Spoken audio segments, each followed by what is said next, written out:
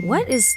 Dax, are you? Tracking all our cars on Carvana Value Tracker on all our devices? Yes, Kristen, yes I am. Well, I've been looking for my phone for... In Dax's domain, we see all. So we always know what our cars are worth. All of them? All of them. Value surge, trucks up 3.9%. That's a great offer. I know. Sell? Sell. Track your car's value with Carvana Value Tracker today. The following is brought to you by the Social Suplex Podcast Network. G'day world, this is the Sniper of the Skies, Robbie Eagles, and you are listening to Keeping It Strong Style. Yo, this is Rich Latta from One Nation Radio. This is brought to you by the Social Suplex Podcast Network. We present to you the Ace of Podcasts, Keeping It Strong Style.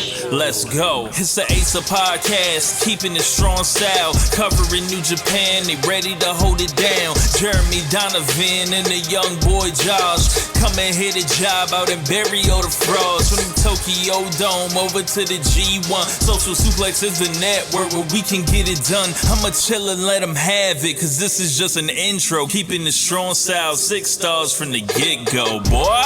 Yeah, from Tampa Bay to the Tokyo Dome, this is Keeping It Strong Style with your hosts, Jeremy Donovan and the young boy Joshua Smith. And thank you for listening. Welcome to Keeping It Strong Style, the Ace of Podcast on the Social Suplex Podcast Network. Jeremy Donovan here with the young boy Josh Smith and Chris Samsa. On today's show, we'll preview Wrestle Kingdom 19 and Wrestle Dynasty. Please support our show by subscribing and following the Social Suplex Podcast Network or Keeping It Strong Style on the podcast app of your choice and leaving a rating and review. You can also get all the network's podcasts over at socialsuplex.com.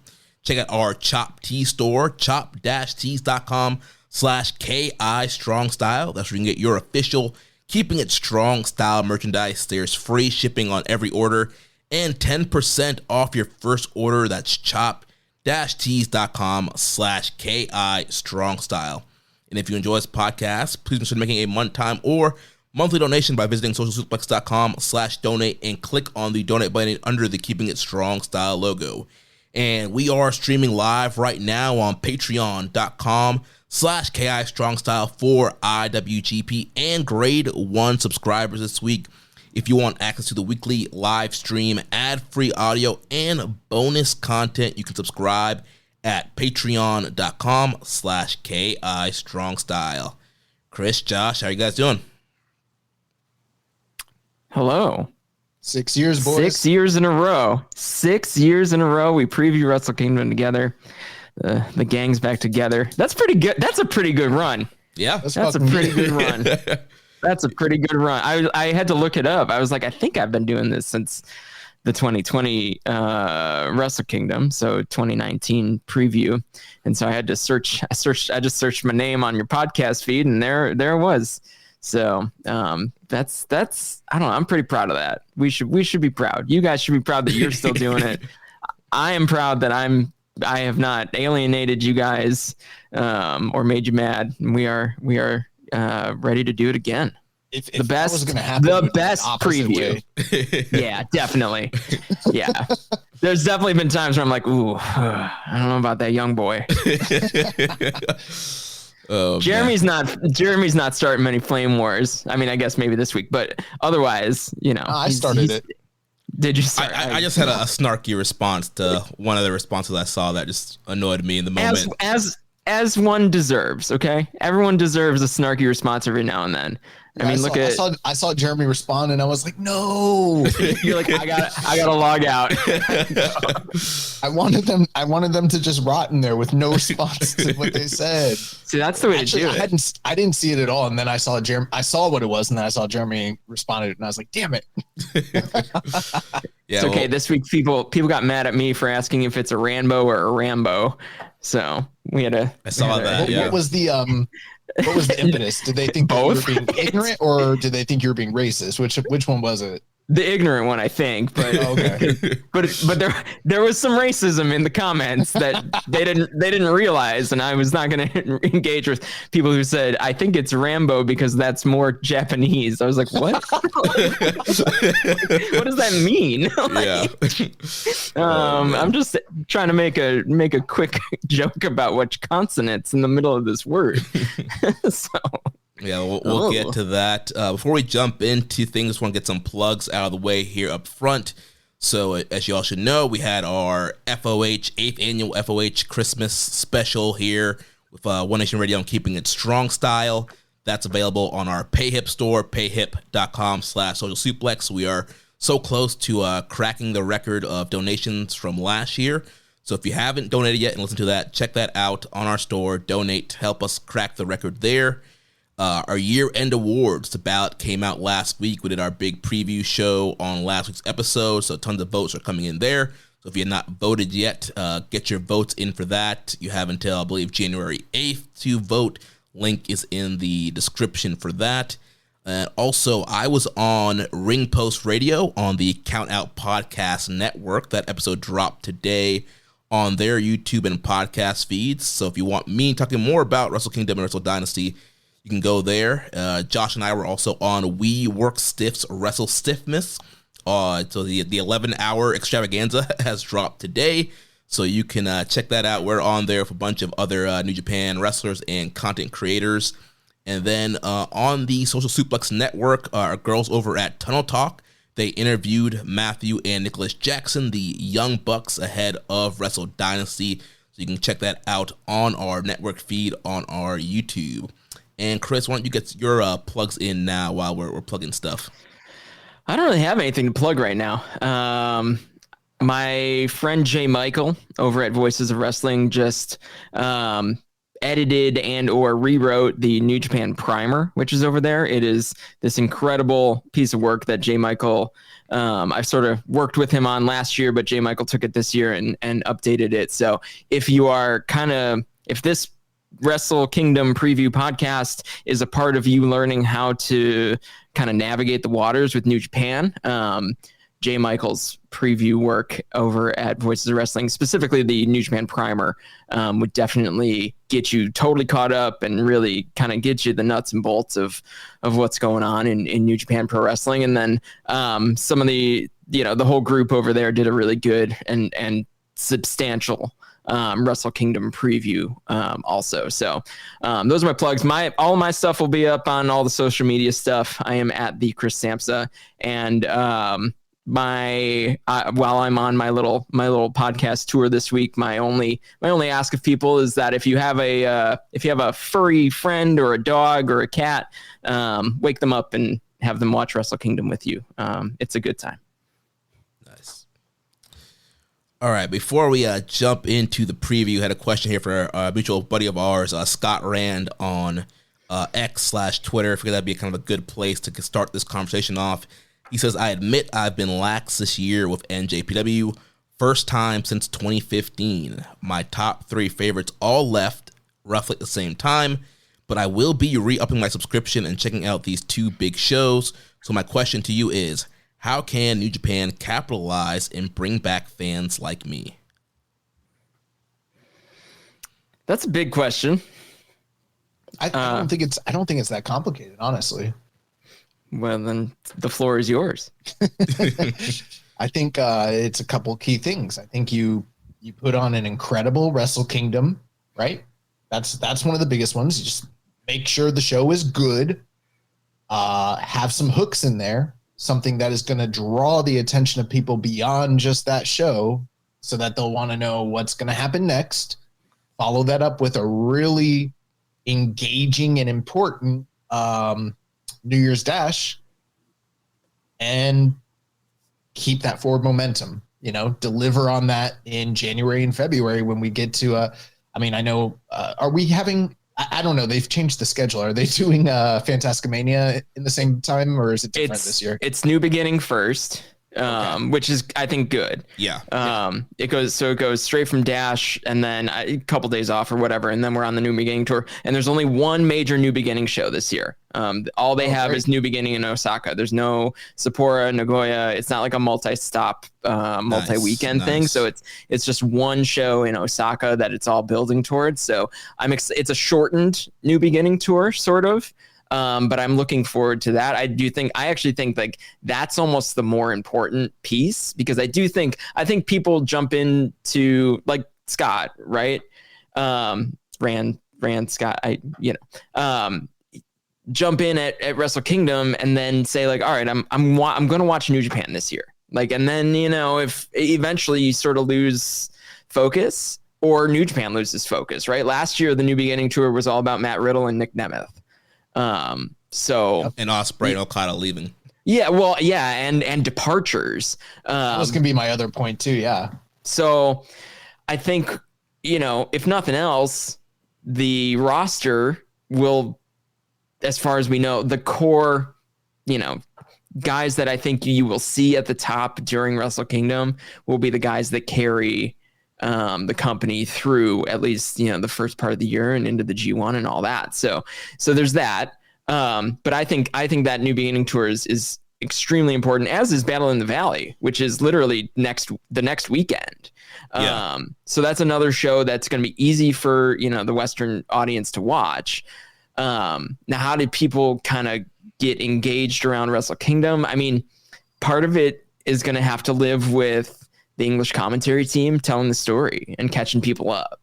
And I think that that's something that traditionally the English broadcast team was pretty good at, and has been pretty good at. But I don't know. I haven't been a part of any of that conversation these days recently. And that was definitely something that I know the previous commentary team, Kevin, Rocky, Chris, like that was their thing, is like, just imagine that everyone's a brand new fan and that someone's watching this show for the first time. And I think that that's an area of opportunity for them right now. I think that, there's a little bit of, and I do feel like Wrestle Kingdom is where everything kind of comes together for that team in particular. So I think that it'll be a focus to like catch people up. I hope they recognize that a lot of people are dipping their toe back into New Japan, and we want to catch them up on, how did Shota Umino get here? How is, where is Yota Tsuji on the pecking order? Where is everybody else that's kind of participating? So I just think that's incredibly important. And I think that's why the work that, like you guys and J. Michael and John and Suit and Will over at Voices of Wrestling and all these groups are doing, I think that that work is equally important to the work of the people that are actually sitting at the table, because the motivation is all just to bring people along into this fandom. So I think that, to jump into it and commit to it is awesome. And I think that using your resources is kind of the way. And, as for New Japan, like they're going to make we know they're going to make the decisions they're going to make, right? The winner of the main event is going to be the winner of the main event. And that could be Shota Umino, and we could be in the side chain texting about how a terrible decision it is, or that they pulled it off and that the fans are behind him, right? Like the fans will tell you how to feel about it. If he's got mega heat and he wins, that's good too, right? But time will tell, and we'll get there too. But yeah, I mean, that's a long way of saying I don't know. But here's hoping that people stick with it. Yeah. Even though, go ahead, Jeremy. Yeah, I agree with the points that both of you guys would say. And one thing I would just add on to that is I think that, a lot of the newer / younger guys that are being featured on here need to kind of kill it. Because like you have a fan like Scott who's been, lapsed for the year and is not really checked in on who these guys are. So like now you have all these lapsed fans coming in, your Wrestle Kingdom, folks who watch once a year are coming in. You need these guys. You need Umino and Gabe Kidd and Yota Tsuji and Finley and Doki and Hiromu. Like you need all these guys, Phantasmo, Oiwa. Like you need these guys on both nights that are the newer face of the current roster to really step up, knock out the park, have just great matches and connect not only with obviously the live audience, which is always very important, but connect with that Western audience and become larger than life superstars in this moment. So I think a lot of these guys, a lot of the young guys, are set up in very key positions to get over. The ball's being thrown at them right now, so it's up to them on how they're going to hit it, and if they're going to hit a home run or they're going to bunt it, drop the ball. So I think a lot of it does kind of lie on the young guys to have a good impression here. Yeah, I don't think we always think about the fact that this is one of the most listened to shows of the year, and there probably are a lot of new listeners. And, I guess we have the opportunity to kind of garner their, listenership or viewership at this point too. But I don't know. We don't usually think of it that way. We just kind of do our thing. But, one of the things for New Japan is, like you mentioned last year, the tour kind of centered around these Western exports that they brought in. And maybe it didn't work out in the long run, but I don't think that that's necessarily a terrible strategy if you have long-term agreements in place for people that you might want to bring in. I think the biggest thing, though, is you want your talking points at the end of the show to be about the stars that you're trying to build and not necessarily the guys that might be leaving, And so whatever they got to do to keep whoever they need to keep, that's going to, garner the attention and fandom from those that watch. Like, that's what they need to do to ensure that the momentum is forward motion and not people talking about, bad booking decisions and wonky returns and weird shit that nobody wants, House of Torture retires Tanahashi, shit like that. So a year early. Yeah. All right. Well, let's jump into the cards and start breaking them down. So we'll start off with Wrestle Kingdom 19, which will be Saturday, January 4th, and that'll be airing 3 a.m. Eastern Standard Time. The show will open up with a pre-show, the traditional pre-show Rambo. Chris, he was doing some work on Twitter trying to figure out what this thing is. We've been also on this podcast been trying to figure it out for years. Is it Rambo? That we see it both places all over the site. So show's opening up with that. A little bit different twist this year.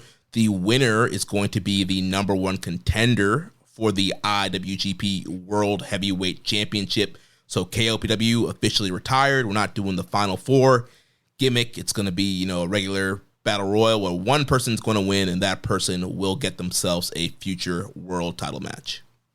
And then they're And going up no to the handcuffs. Yes. No handcuffs. The worst Rambo ever, right? That was the handcuff Rambo. Yeah. That was tough. Yeah, that was bad. That was in the Tokyo Dome.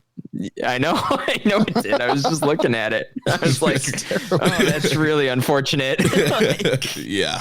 I'm reading Chris Charlton's wonderful book Eggshells, and I'm like, man, the deference that's paid to the Tokyo Dome, and then I look at everything that's happened since, and I'm like, I got that book I got that book from my sister for Christmas, actually. Nice. Yeah, it was just on my wish list. I guess she found my Amazon wish list and just started buying random shit off there. She didn't know what it was. She's like, here you go.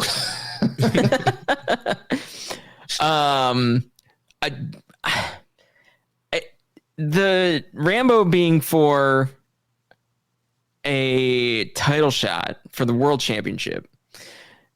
I have mixed feelings about that because it takes away some of the fun of who's going to come out at the end of the show to be the challenger. Even though I don't know that this makes them the number one contender for right now. I think it just gives them right to challenge. I think it's more of that sort of situation, but usually in New Japan, that means they're going to be the next challenger. They don't usually do a whole, anything dramatic like that. So they're going to be Christian. Listen, it could be Christian for all I know. Maybe he's collecting title opportunities so he can point at Jericho's clipboard that he borrowed from him. So that's my only feeling about that. I think I like that it has some higher stakes. I think that's fun. I do hope they still have some wacky entrants. I mean, cheeseburgers, whatever, there's been some. Immortality 777 was just saying Bum won't be getting any Haku Rambo appearances now. Well, his soul family is somewhere else now, so I don't think he's flying to Japan for that. But I mean, I don't know why he wouldn't for a payday. For a payday and a free flight, I guess.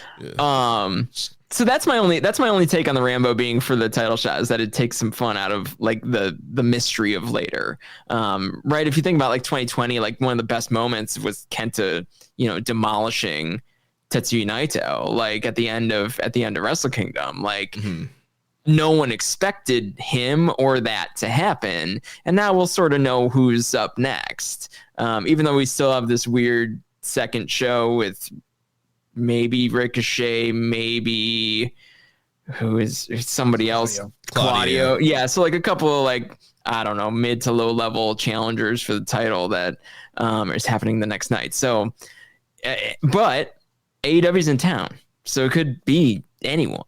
Any one of those dudes could win the Rambo. So it does sort of open things up that way. Or Chase Owens.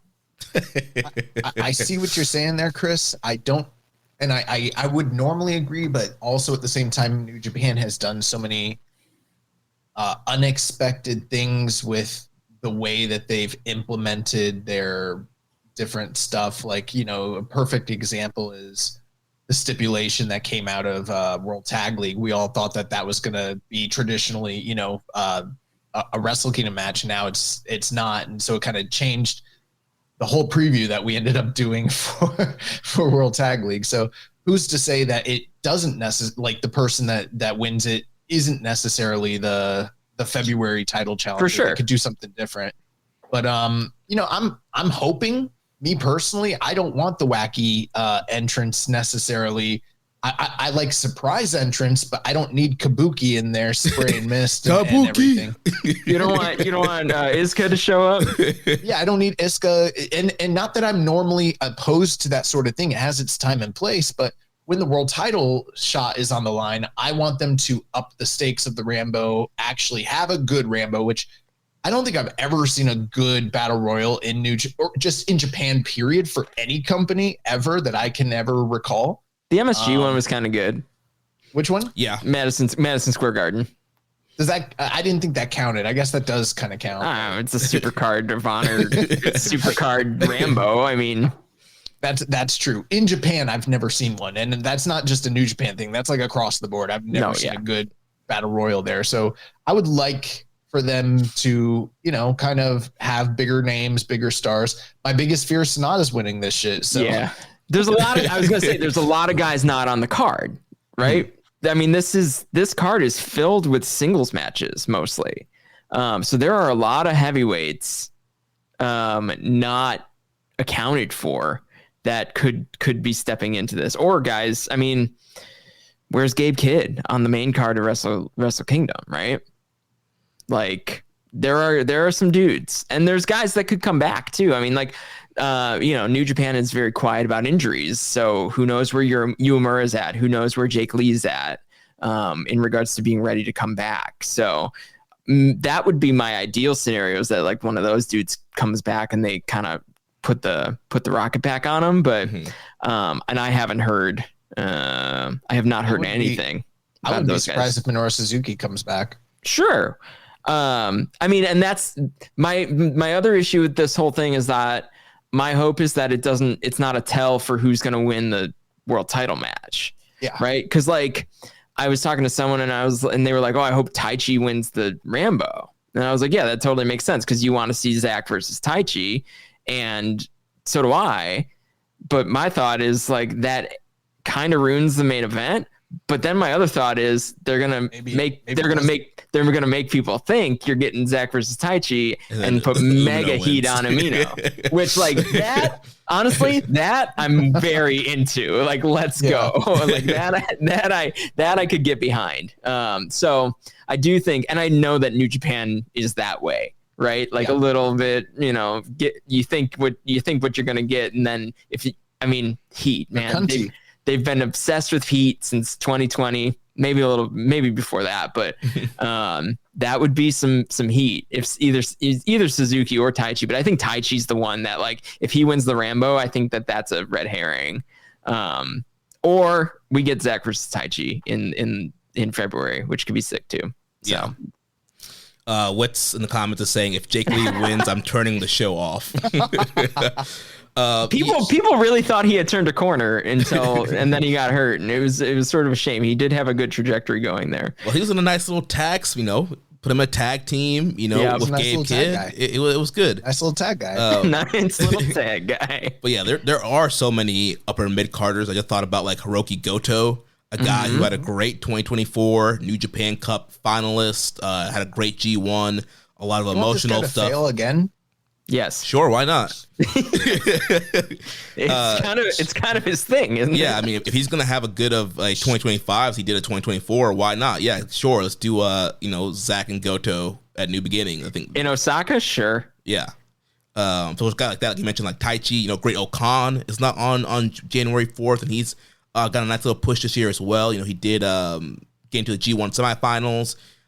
So he's a younger guy that could win this. So yeah, there are a lot of more upper mid card guys that are not featured on 1-4 that could definitely end up in this thing. And I agree with Josh where I don't want to see a ton of goofy, like depending on how many entrants there are, like if there's like, let's say 20, like I don't want there to be like 10 like goofy guys in there. Like sure, if you want to do like one or two, like a Iska or, whoever like that, fine. But then like it should be your more upper serious mid, your Gotos, your Yoshihashis, your Sonatas, your Great Okans. I don't need like a Taguchi running out there. He's definitely gonna be I in know. this. Yeah.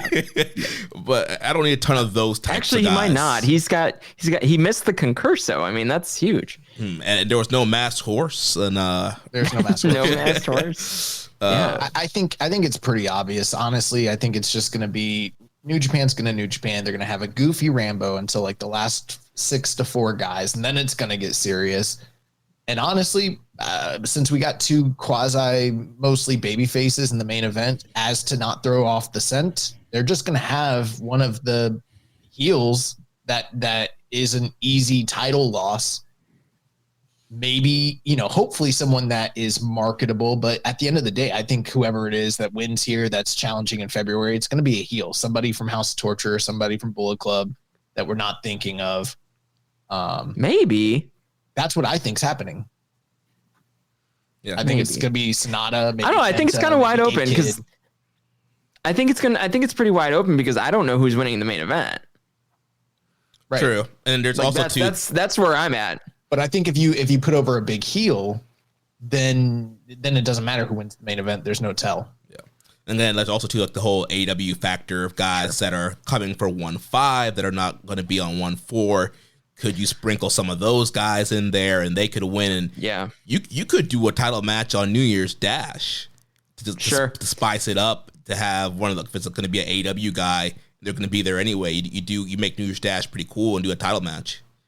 The cop out is if they have like Claudio win and then, he faces Shota at 1-5. Yeah, that would be a huge cop out. Yeah, I don't think they're going to do that since they already kind of announced. I don't either. No, I don't either. Yeah. I don't either, but it could take the whole thing off the table. Great Kabuki's winning the Rambo. Listen, someone's got to win. It may as well be. Yeah. I mean, this is the most invested I've ever been in a Rambo. I'll say that much. Yeah. So, and let's be honest, like the Final 4 moving on thing was awful. It Anticlimactic. Killed the momentum.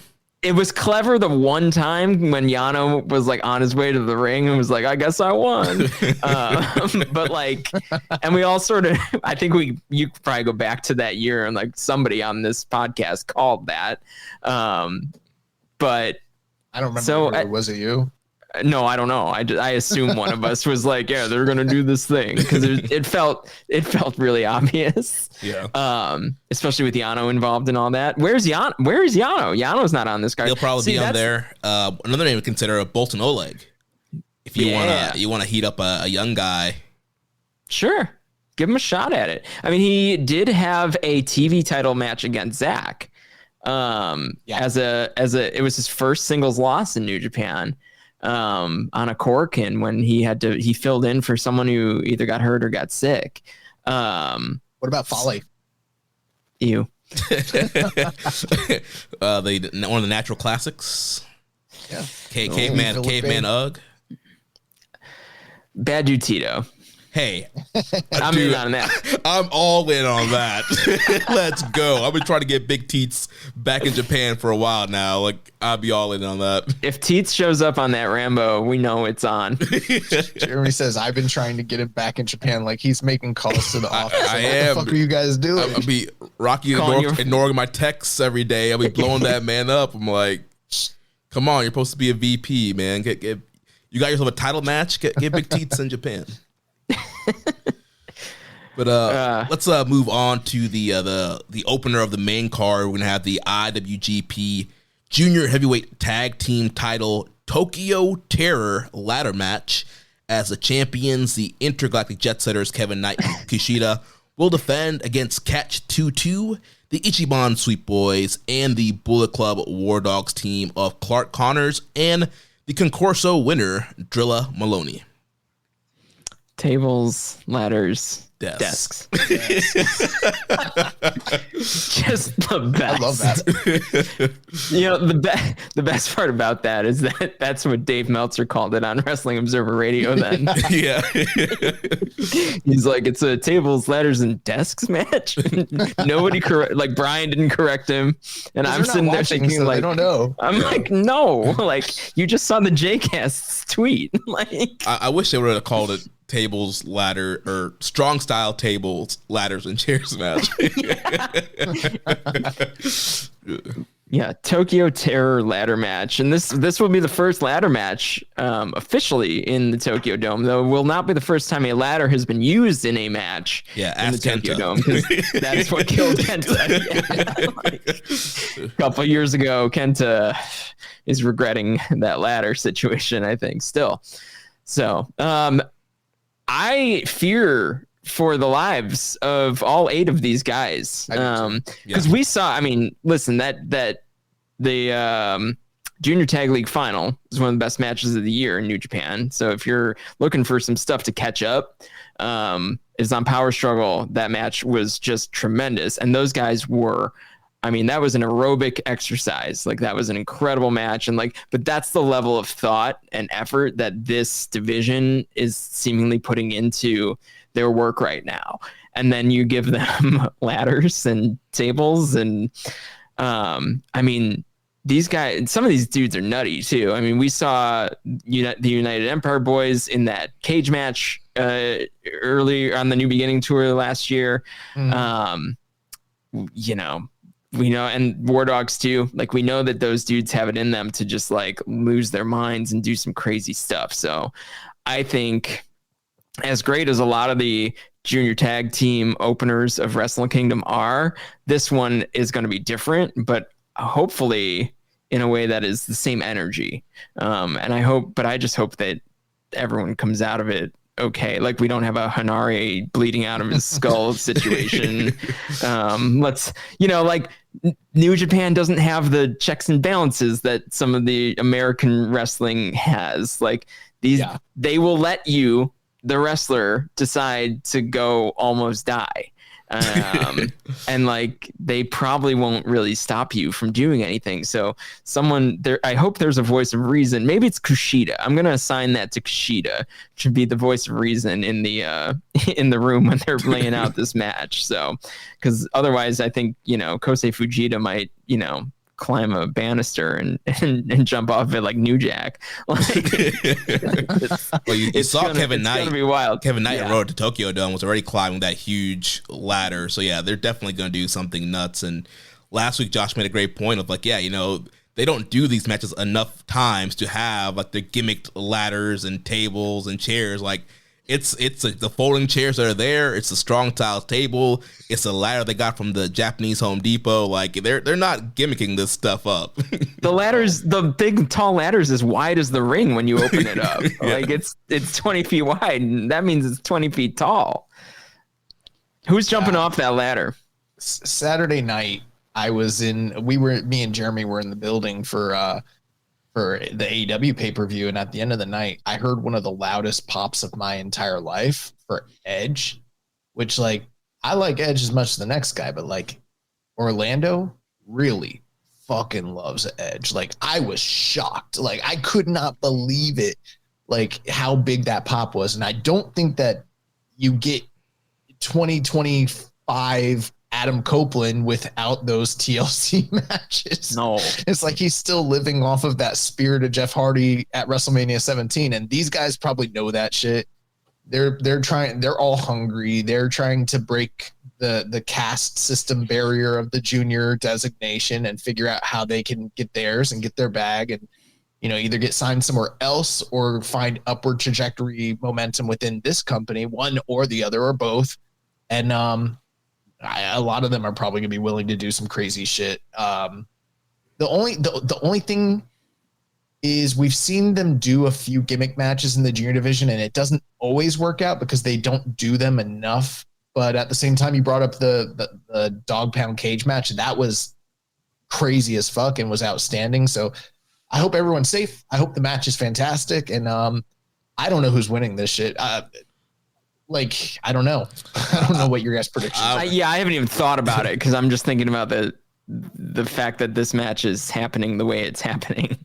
Yeah, I'm gonna go with Ichiban Sweet Boys as my prediction, just because they did win the tag league and they're getting kind of screwed out of not getting a straight up tag team title match, and their non-title match with champs got interrupted at Road Tokyo Dome. So I feel like a great way to kind of like build on the momentum of them winning the tag league is to win the titles here. And then plus, you know, there is the whole story that was broke today by Sean Ross Sapp that Kevin Knight's contract is going to be coming up, and he's apparently doing media tours and kind of talking about his contract status. So I would expect, you know, Jet Setters to probably lose the titles because of that.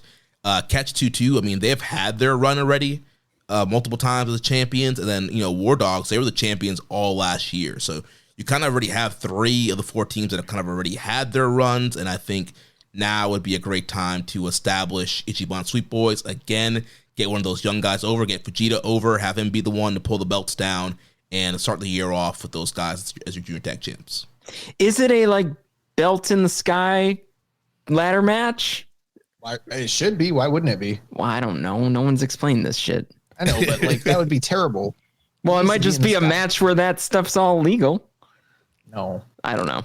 I hope it is. I hope you're right. Okay, so here's my thought.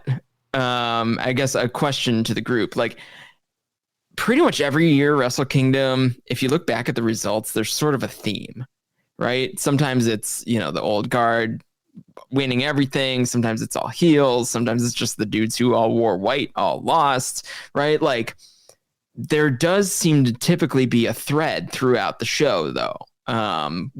Sometimes it's subtle, sometimes it's pretty obvious. What's this year's?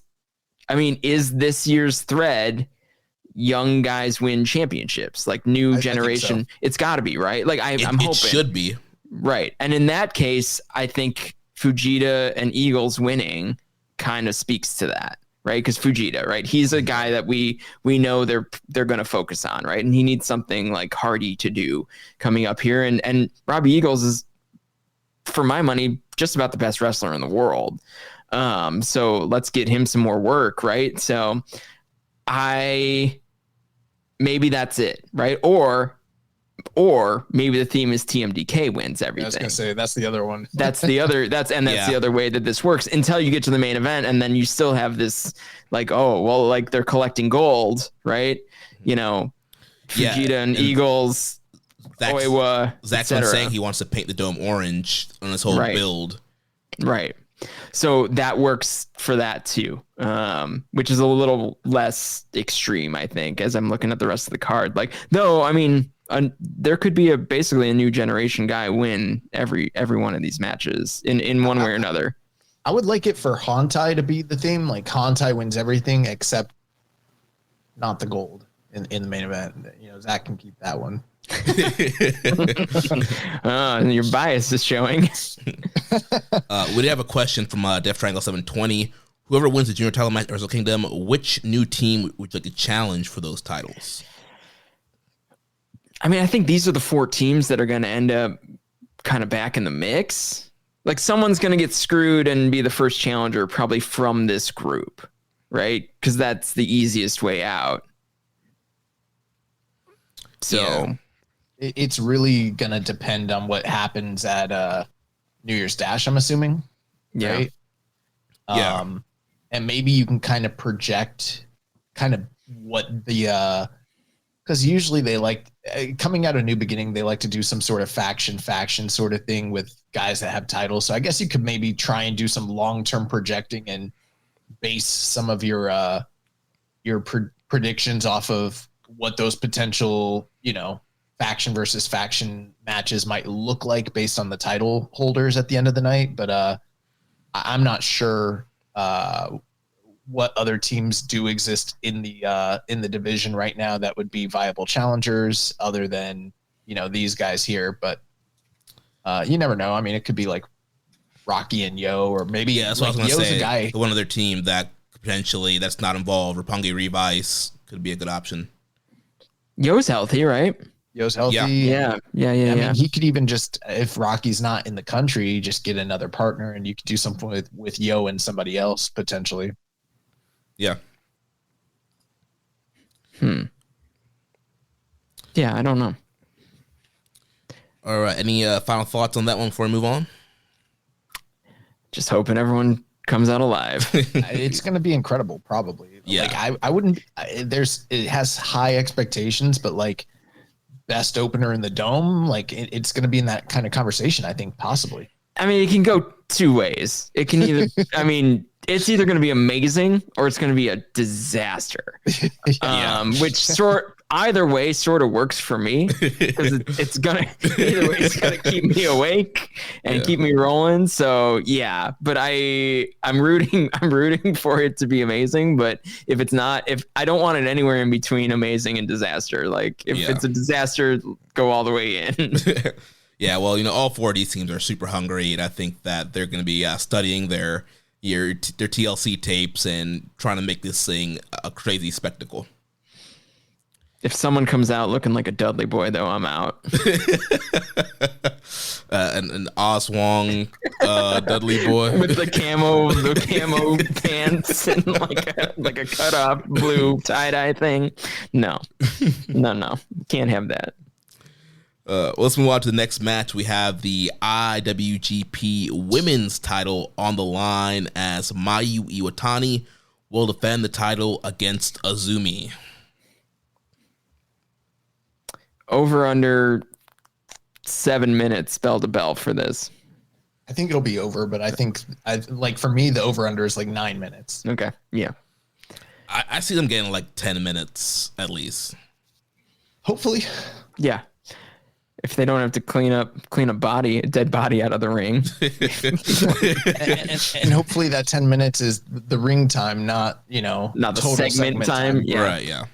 Because there was the match that Mercedes came out after a couple of years ago, like that match got like 6 minutes but the total segment time was like 20.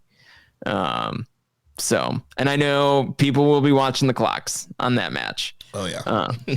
I don't know enough about it to even give much analysis. I point to guys like Scott Edwards and people like that to give me that information. But yeah, I hope it's good. Hope it's a good time. Yeah, hope people who like it. Far from the biggest Joshi experts on this podcast, Jeremy probably has seen more of both of these girls' work than I have. But both of their reputations precede them. I've seen quite a few matches. I enjoy both of their work. And I think that with the skill level that's involved, I wouldn't be surprised if they, have a quasi, stealing the show type of match there. Rich Latta says intergenerational match. Azumi trying to basically beat a legend. And yeah, that's a great summary. And he said they could light it up. And I think that's totally the case. They just need to be given enough time to do that.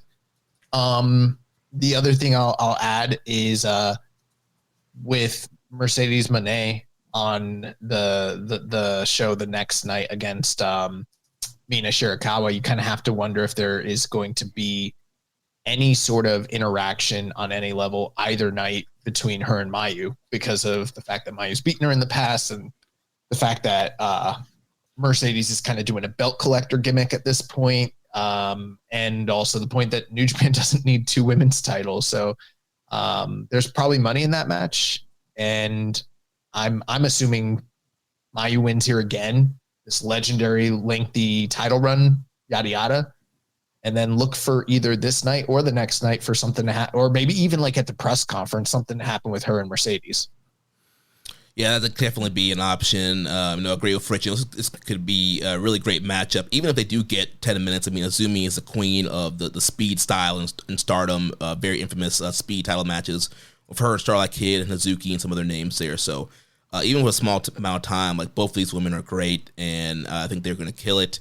And, Chris, you were talking about the through line for Wrestle Kingdom. Well, I think Stardom is kind of doing that same thing now, where they're kind of having the younger faces winning titles. So just recently at All-Star Queendom, Grand Queendom, you had Starlight Kid. Yeah, Starlight Kid beat Natsupoi for the Wonder Stardom for the white belt, and then Sai Kamatani defeated Tam for the World Stardom. So that's... I heard that was a great show, by the way. Just everyone that I've talked to that watched that show said there was some really great stuff on that.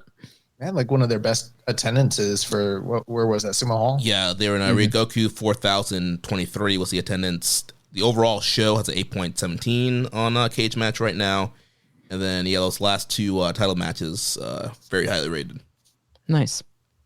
So, so if they're going to kind of continue that theme of, the young faces kind of winning championships in Stardom, and if you want to kind of end this Mayu reign and help get somebody over, I think having Azumi win would be the right move, even though it does kind of seem the decks might be stacked against her, just because, like Josh mentioned, you do have Mercedes in town. I mean, Willow's in town if you want to do like something with Mayu and Willow at New Year's. That, like, there's so many things that could happen that you might want to keep the belt on Mayu. But if you are kind of building for the future for Stardom in general, I think having Azumi win would be the right call. Hey, at least the title's getting defended on this show and not the other show the same day for Stardom, Oh, yeah, that was, like it was last year, right? So. Yeah. Yeah. That was weird. Yeah. I think, well, there's a lot more synergy between the companies now. Because now New Japan owns them. Yeah. So moving on to the next match, we have the NJPW World Television Title Match 4-way, as Ren Narita will be defend against El Phantasmo, Jeff Cobb, Rei Oiwa. So El Phantasmo coming back from cancer last week on surprise at the Royal Tokyo Dome, inserted himself there into the 4-way. We know Jeff Cobb has kind of been in and out of the TV title picture all year. He was recently in a 3-way with him and Tsuji against Narita, and Narita kind of stealing the win there. And Oiwa was the one that kind of came out and inserted himself too at one point before El Phantasmo to get to this 4-way here. Yeah, I think this has potential to be a really interesting match. Again, it's another one of those unorthodox matches for New Japan guys, though. So, another 4-way. From here on in, though, it does kind of clear the deck for a lot of singles matches for the tail end of the day.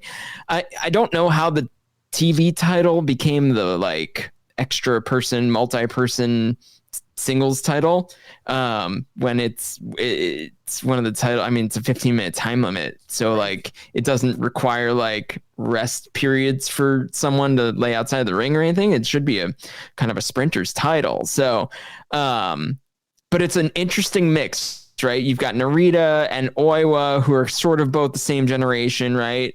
And then you've got Phantasmo and Cobb, who sort of both came in around the same time in the 2018-2019 range. The feel-good story is El Phantasmo comes back and wins the TV title. That throws a wrench into my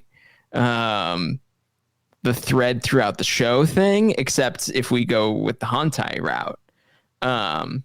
So I guess that could be a little bit of a tell, or maybe that's not a real thing that's happening this year. I don't know. My hope, though, is that Oiwa wins this, because I think after that tag match at Corkin last week, that dude should have something to do coming out of Wrestle Kingdom, and something like relatively important to do. He is a guy. He is a guy. The fans like him. He has the look. He's got the confidence. He's got the feel. He's got the vibes. And he's in TMDK. And that kind of can set you up towards the trajectory towards the tail end of the day. Or tail end of the show. So that's my hope. Either way, my hope is that either Oiwa or Phantasmo comes out of this the champion. Oh, go Jeremy. Go ahead, Josh. Well, I was gonna say, even if they are trying to keep some sort of general theme going, it doesn't mean that they have to strictly adhere to it. I think there's been plenty of times where, like, you can look at the overall booking of a card and see that there was some sort of thought put into it, but they didn't adhere to it across the board, so that everyone was like, oh, this is so obvious. Like, so, could they go with Oiwa? Sure. I don't know that I'm necessarily looking forward to this match, but I do, because it is a weird mix, and I'm not the biggest fan of 4-ways in general, but the 15-minute time limit does put a sense of urgency when you have 4 guys in there, and should create, that sense that these guys are going to work at a higher speed and rate. And that can be fun given the mix of styles and personalities that we do have in the match. But after his return from sickness and the reception that he got, like you said, Chris, I think El Phantasmo needs to win here. And I think that it's long overdue that they give him something to do. There's certainly a lot of people that listen to this show that don't like him for whatever reason. But, I don't think that we're in that camp. And I think that the Japanese audience that's there, they're behind him at this point. And, I think 2025 is going to be a big year for that guy. And I think that it kind of starts here. It's also the TV title, sort of it's the small building or the Cork and singles title, right? Mm-hmm. Like, and that's his, El Phantasmo's over in Corkin. Mm-hmm. He's like, it's like Ishii, El Phantasmo. Like they're like, they are both like hella over in and Yoshihashi, like right there. Like those are the big 3 in Corkin. So Peter. Well, so it would be a cool title for him. I also think he could do some neat stuff with the limited time limit, the shorter time limit thing too. So yeah, but if you want to really strap a rock to someone young and new, like really new, Oiwa's the guy. So yeah, I'm in agreement there with Phantasmo winning. I think it's the right call. Get that feel-good story, him coming back from cancer, winning the title. And like Josh mentioned, it's about time that he gets a push. They've kind of did some start and stop stuff with him, and clearly they were going to do a whole thing with him and Tanahashi in the tag league, but based on how that Tanahashi and Jado played out, I don't expect that Tanahashi and ELP would have, won tag league or anything. So I feel like it would be a kind of a cool thing to give him the title here. He's not necessarily a young guy, but he is a face that could be pushed into that more singles role and kind of be established. He's flashy enough to capture the attention of new fans, and so I think he would be great in that role. However, I do have a bad feeling in my stomach that Ren Narita could retain. We talk about we talk about young guys winning. He's a young guy, and we saw with the 3-way where he kind of snuck his way in. Everybody was focusing on each other. Rolls Cobb up, gets the win. I could see a very similar situation here where 3 of these guys are all focused on each other. They kind of throw him out the mix. They're just all worried about each other, and then he gets sneakily rolls somebody up once again and gets to win, because I don't expect a ton of heel wins on this night. So I think that Gato wants a little bit of heat, so I could see Ren Narita retaining. Well, I heard recently that the Death Riders are just U.S. House of Torture, and we saw what happened in a 4-way with one of their guys on Saturday night. Exactly. So, it's a no DQ match. Run-ins are legal. Shenanigans are legal. There's nothing stopping. But all the lumberjacks have to be getting ready. They're in the next match. that's not gonna do anything to deter Yujiro from pulling double duty, getting a second pay, and just going out there. And Dick Togo can turn the lights off from the back. You know? Yeah, Dick Togo, they'll be fine. Man, remember that KOPW match? Oh, yeah. We're still talking about KOPW. We're done with KOPW. Because we're talking about turning the lights off. Yeah, that was and awful. that was a literal match, a literal whatever, like wrestle in the dark match. That was a KOPW thing, right? Yeah, it was like Yano. Was it Yano and Evil? Did you listen to the show last week? Most of it. Oh, okay, yeah, because we went through the worst KOPW. Oh yeah, matches. you did. Yeah. Oh man. Well, sorry, I missed that conversation. Yeah. Like you mentioned, we have the Lumberjack match up next with Hiroshi Tanahashi versus Evil. Tanahashi putting his career on the line early, so Evil gets to win here. That puts an end to Tanahashi's year-long retirement tour. Clearly, I don't think that's going to be the case here. They have done some good job getting heat on this program here. Evil last scenes cutting Tanahashi's hair in Corkin Hall, women shrieking and crying. Tanahashi's been, had to deal with a lot of House of Torture stuff all year, and so it all comes to a head here. How do we make this into a hair versus career match? Like the press conference? Like, I guess, yeah. Yeah, it feels like that's like, why wouldn't you do that after doing this? I mean, well, I feel like Evil should put something up. I was hoping it would be career versus House of Torture. I was hoping for that too. No, the heat's too good, brother. The heat's too hot. No heat. I think they got to do the hair thing though. That would give this some real juice because I want to see Evil get his head shaved and rock. He would sell it great. It would be so satisfying, and he would rock. Yeah, it would be so good. Because Evil's great. I don't give a shit what anyone says. Like, this dude gets the gimmick, and he rolls with it deep. So, but I mean, when someone's putting their career on the line, the other person has to put something on the line. May as well be his hair. I'm just anticipating after he gets his head shaved in the dome, the smart Alec, smarky tweets that'll come out the next day. They're like, people said House of Torture sucked, but it was all worth it for all these years to get this moment. I mean, that's what we say January 5th every year, or after every big show. Evil's not a winner. He's just a dick. Like, that's how it works. But no one can forget that he won a title in the middle of 2020, and that has made everyone believe that Evil can win every match ever. And you know what? I don't know. In the long run, that seems to have worked out pretty well.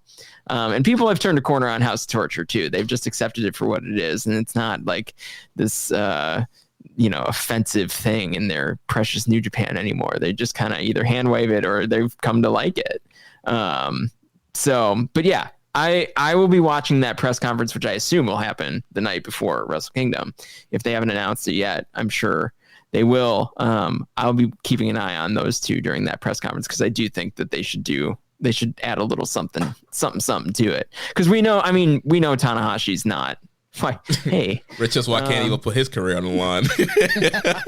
Listen, January is contract season. We have no idea. We have no idea whether Evil has re-signed or if he's headed to NXT. Okay. Oh God, please. Could you imagine the scenes? That would be hilarious. I would love every second of it. Just if nothing else for the memes. Tanahashi's clearly winning this. He's going to do a high fly flow. We're all going to hold our breath while he gets up on that top rope, or he's going to show up and clearly have gotten some sort of injection that gives him no feeling in anything. And he's going to power through. He's going to Muto through a Tokyo Dome match. But there will be some feelings, right? It's Tanahashi's second to last Dome. And I have no complaints about this match being the match. They've been building it up all year. For 6-8 months at least. So we all knew where this was headed. There were some people that were calling for them to pivot away so we get some sort of dream match on the last two domes for Tanahashi. He's going to have his dream matches. He's going to have his moments throughout the year. He's gonna go on a tour to say goodbye. And this is kind of the beginning of that. So, I mean, I think it'll be a moment where everyone sees him, come out triumphant, because he ain't win it next year. He's going out on his back. That dude, I'd be shocked if he went out a winner in the Tokyo Dome next year. So this could very well be his last Tokyo Dome victory. I don't know why he would not win. I mean, the Booker's his employee, Well,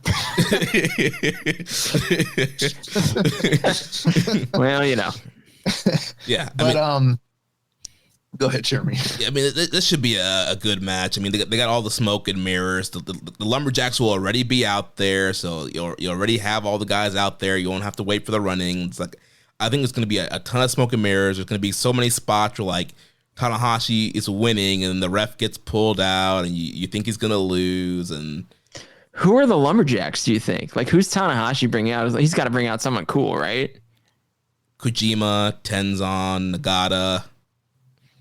Yeah, that's kind of boring.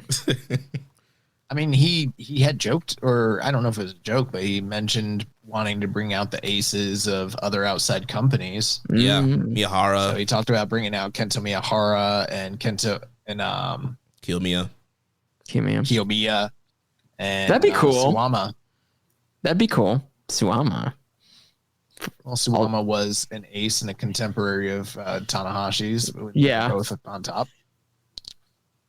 Yes, but he doesn't necessarily hit the same marks as Miyahara. And giving you the names. That's what he said.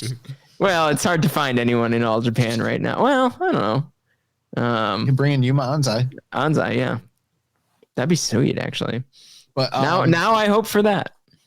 I'm not really looking forward to the match. I think there are a lot of people, for sentimental reasons, they'll give it the pass. And I think the best version of this match is one that is full of drama and is a spectacle that the audience will really be invested into and kind of live and breathe with. And at the end of the day, like you said, Tanahashi wins. And I don't even care if it's a high fly flow or if he, fucking rolls up, catches Evil in a small package and beats him 1, 2, 3 that way. I'm fine with that too. But I personally jump off that top rope. He might do one to the floor. I'm not one of these fans that has hand waved them or likes what House of Torture does. I don't give a fuck about it. I fucking hate them. I don't want to see them. I've made peace with the fact that this is happening, but it's just not for me, and that's fine. There's an audience that it's for. The Tokyo Dome crowd's gonna love it. But I didn't love Tanahashi and Kenta in the Dome, and I don't think I'm gonna like him and Evil in the Dome. So we'll see. But he's gonna win, and it is going to kick off the retirement for what I think is one of the, on the short list of all-time greatest wrestlers ever. My favorite guy in the company. So, yeah, that leads into a great question from MJ. Says, can you believe this is our last year of our ace? How would you book Tanahashi's retirement tour? What will his story be? I mean, I think they're going to manufacture some drama, right? I mean, my assumption is that he's going to do one last G1. He's going to do one last New Japan Cup. And he's probably going to, have little runs in each of those moments. Maybe he'll have to qualify for the G1. He'll win the qualifier this year instead of lose it like last year. Like, they sort of set this all up with everything they did last year. Other than that, though, I mean, I don't know that there's a lot of, like, dream matches that we haven't seen. I don't know that, unless you can get John Cena into the Tokyo Dome, like, I don't know that there's a match that's like, you got, he hasn't done it and you got to see it. Right. Brock Lesnar's employed anywhere right now. He's, never mind. Not a thing I should say publicly. So I think the coolest way for him to go out, and I don't think it's what should happen, or what will happen, but if they brought in Shinsuke for next year, you don't really have to build any of it up though. Like, you don't have to build anything up. You don't have to build his last G1 up. You don't even have to do the thing where he has to get in the tournament. He's probably going to do it though, because it's great drama. And there's a part of me that thinks maybe then he's then still going to lose in that play-in tournament, which could be something too. But I think he's going to do all the big events, and he's going to have big spots on them all, as he should. The Muto final bye-bye was like 9 shows. We may as well do that with Tanahashi. give Tanahashi 10, right? So, yeah, I think if nothing else, I mean, all of the, just revel in it, right? Any of that stuff as it comes up, his last Ryugoku, his last Korakuen, his last G1, right? Like, all those things are going to be, appointment viewing. And because there's going to be some special stuff that happens. And I think, random special people will show up for him too. Be it Kenny Omega, Okada, some of those dudes might pop back via Tanahashi instead of via an AEW co-promoted show. And maybe they are saving it for that. And I actually, I think that's really honorable if that's what's happening. Rich, as he gets to face Okada at Forbidden Door. I mean, they've basically done the Okada Tanahashi tour of everywhere. So Forbidden Door is in the UK, so they may as well drop one in there. Yeah. Tanahashi going to beat him with the cloverleaf? He's probably got to fight Zach one more time, speaking of. Yeah. I think you did a perfect encapsulation of what they should do with Tanahashi. I don't really have much more to add. The only thing that I think wasn't mentioned, people kind of have to wonder about, is what about an IWGP title challenge or win? I don't think he should necessarily win the title, but I think that, who was it that Liger challenged last for the IWGP? Was it Kushida, I think? Yeah, that sounds right. That sounds familiar. Yeah, I think he challenged Kushida for his last big match, and that was supposed to be the passing of the torch. So, you've got an opportunity somewhere down the line this year to do, whether that's next year in the Dome for his retirement, and that would be you want to sell some tickets. That's a way you could really sell some tickets. Or, somewhere along the line this year, you book him his last Sumo Hall match for the title against, Shota Umino or some shit like that. So Liger was Ishimori. Oh, was it? Oh, Ishimori? yeah, that's right. Yeah. At the anniversary show. Yeah. That's right. Which was I think he had challenged Kushida the year before, in 2016. Well, Liger retired in 2020. Okay, but a couple years prior to that, he challenged Kushida. I mean, yes, that probably it was happened. one of his last.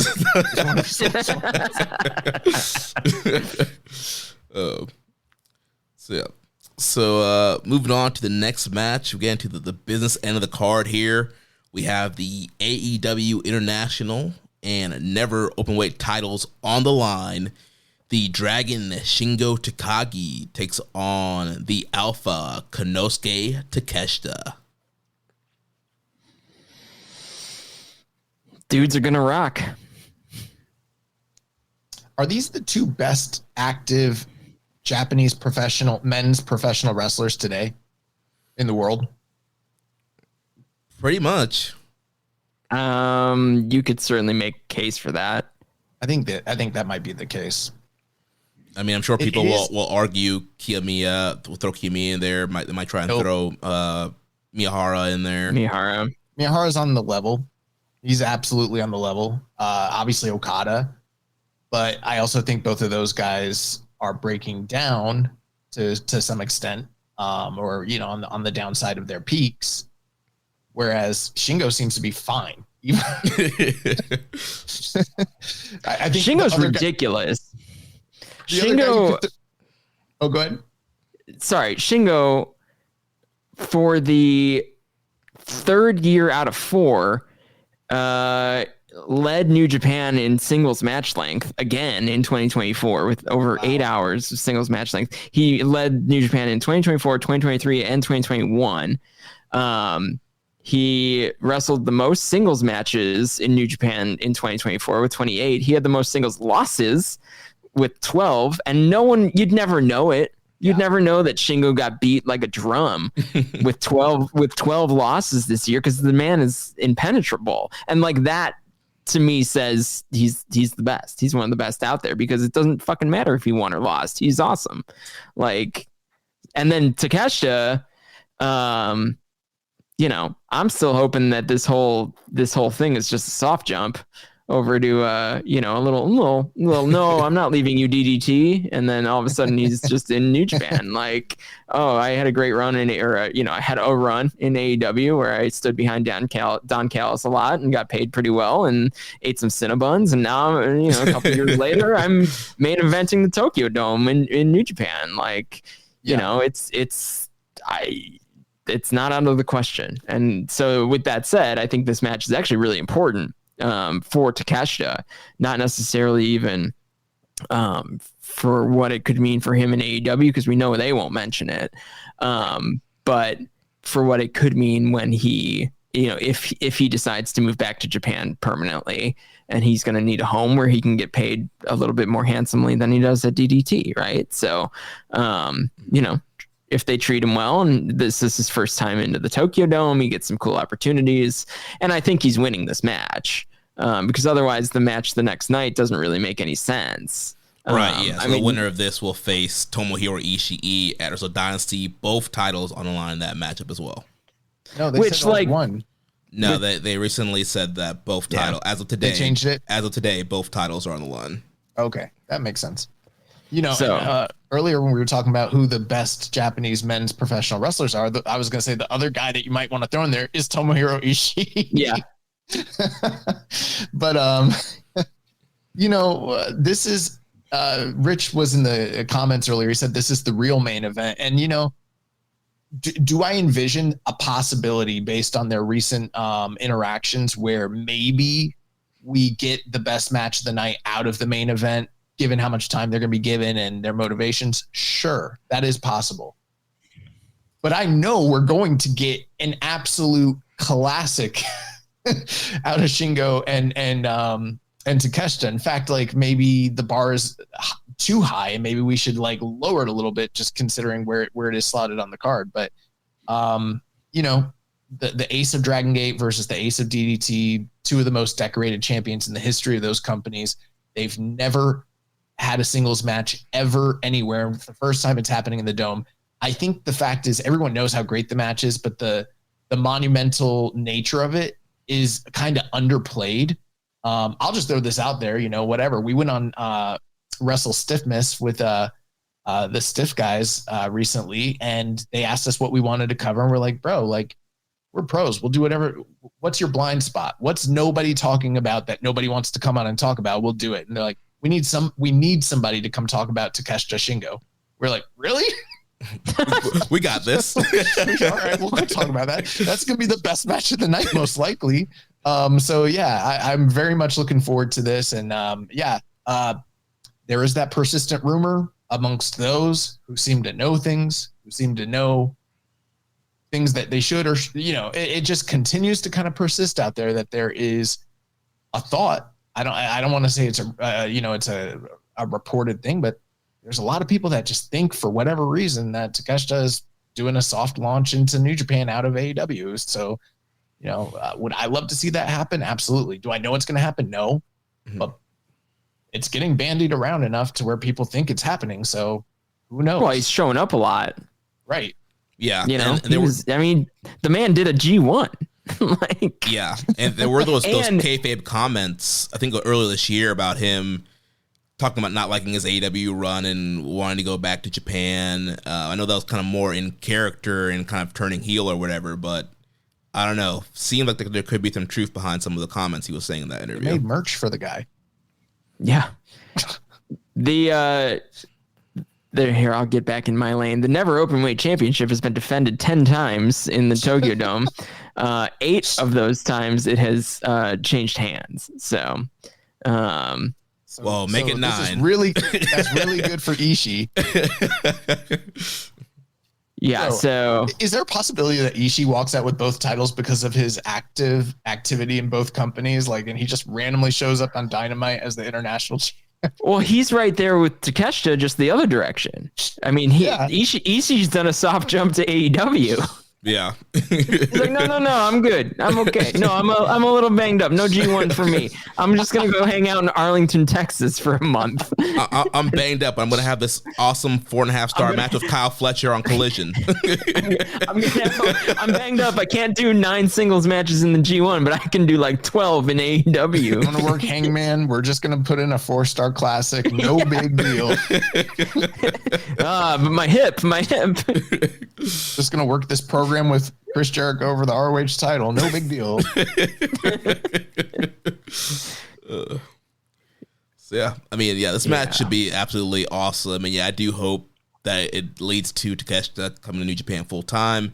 Either way, it's going to be some kind of run because clearly he is winning this match, and I do expect him to beat Ishii the next night. And so him carrying both the international title and the Never title, actually making the international title international again, and obviously being Japanese, it's a great fit, and I could see him being a guy that wants to jump back and forth, do more tours, and maybe he does miss this living in Japan and he wants to go back home. So maybe that's the start of this. But either way, we're gonna get like a killer matchup here. More Takeshita in New Japan is awesome, so I'm looking forward to it.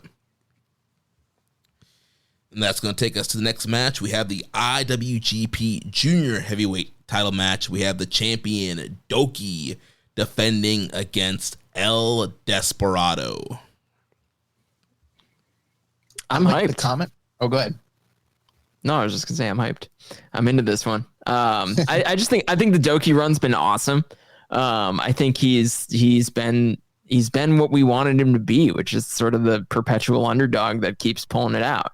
So, and El Desperado's sort of his white whale, right? In this world, right? He's beaten him, but not anywhere near at this level. So, I'm excited for this. And the junior heavyweight title matches at Wrestle Kingdom or in the Dome are usually very good. So a lot to live up to.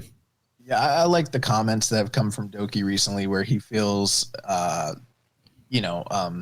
overlooked because the whole aim and the goal in kayfabe is to prove the worthiness and the prestige of the junior title and the junior division as a whole. And they're, still not being seen on the equal level as the heavyweights, which I don't think they ever will, but I like what he's saying there. And I like the idea that this is a motivator for these guys to go out there and have a classic. And like you said, Chris, I mean, before Okada beat Tanahashi in the Dome, he beat him a handful of times, but never beat him in the Dome until Wrestle Kingdom 10. So, that's a different stage. It's a different meaning. And he's coming in as the champion, but he's still kind of the underdog. And it's Despi's show. So, I won't be surprised if Desperado picks up the win here. Although, when I saw him in that USA singlet, I was like, this guy's not a junior. I've thought that about El Desperado for a long time, but I don't want to say anything. He's now a big more dude. so than ever. Yes. Yeah. All right, I'm glad we're all on the same page about that finally. It's out there. Yeah. He should go El Desperado should go heavy. He's the guy who should go heavy. Everyone wants Hiromu to go heavy. Desperado's got the body for it. He's got the build for it. He can do the style. And he's just great. I want him to do more stuff. Yeah, Desperado rocks, and I think this is going to be a great match. There's such a great story and history here between both these guys with Doki being the replacement for Desperado back in that Super Juniors where Despy broke his jaw, and that was the door that opened for Doki to get in New Japan, and how Doki just worked its way up every year, getting a better point total and best of the Super Junior, just kind of slowly inching his way up there, having these crazy matches with Hiromu Takahashi, and now to kind of come full circle. And obviously Doki got the big win over Desperado at New Japan Seoul earlier this year in June, then went on to beat Hiromu again. He beat Taichi Ishimori, defended against Sho, so kind of beat a lot of the big names in the division and has really elevated himself. And I know that, quote unquote, I guess he's still kind of an underdog, but the push that he's got and the people he's beating, it's like, I don't know. I kind of feel like Desperado's kind of the underdog going into this match, and especially if you do the whole Puro trope of the injured guy coming back is not 100%. Like maybe everybody's thinking, it's Desperado's show, but maybe he's not 100%. And Doki's been running and grinding all year, and it's been waiting for this moment. We always joke about him not wanting to go back to those dirt floors in Tijuana, Mexico, and he ain't going back. He's at the Dome now. Big title match. So I could see him busting it out and getting the win here. Rambo's saying if they bring back Gino for the Call in the Dome, that can only enhance the Stokey match. Oh, man. If only. I think we would know about that at this point. But Doki is 0-5 in the Tokyo Dome, and all of his 5 appearances have been in Rambo's. So just, food for What a thought. change of fortune.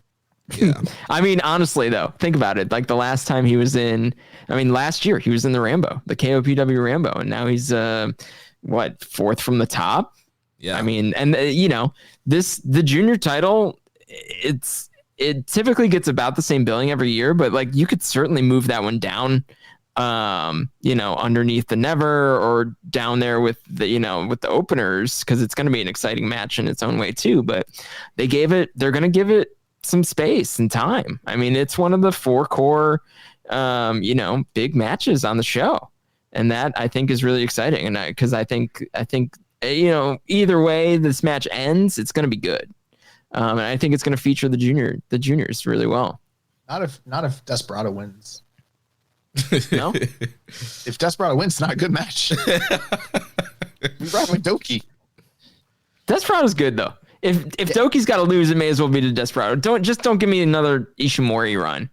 I'm tired. I'm not ready for the dream to stop. And, I'm not either, because I think Master Wato needs to win. Needs to beat Doki. Nah, fuck that noise. Doki's also 4-1 against Desperado, so those odds not in his favor either. 1-4. Yeah. Oh. Yeah, but the last when you said he was 4-1, I was like, oh no. But when you're saying 1-4, he's 1-4, but he won the last win, or Right. the last match they had was the win, because that's when Doki won the title. Yeah. right? But 1-4, it's time to give this man, even up the score a little bit. Let's go. That's a good thing. Maybe not New Japan. They like to just beat the shit out of guys and never. They like to increase the winning side. So yeah, I mean, should be a great matchup.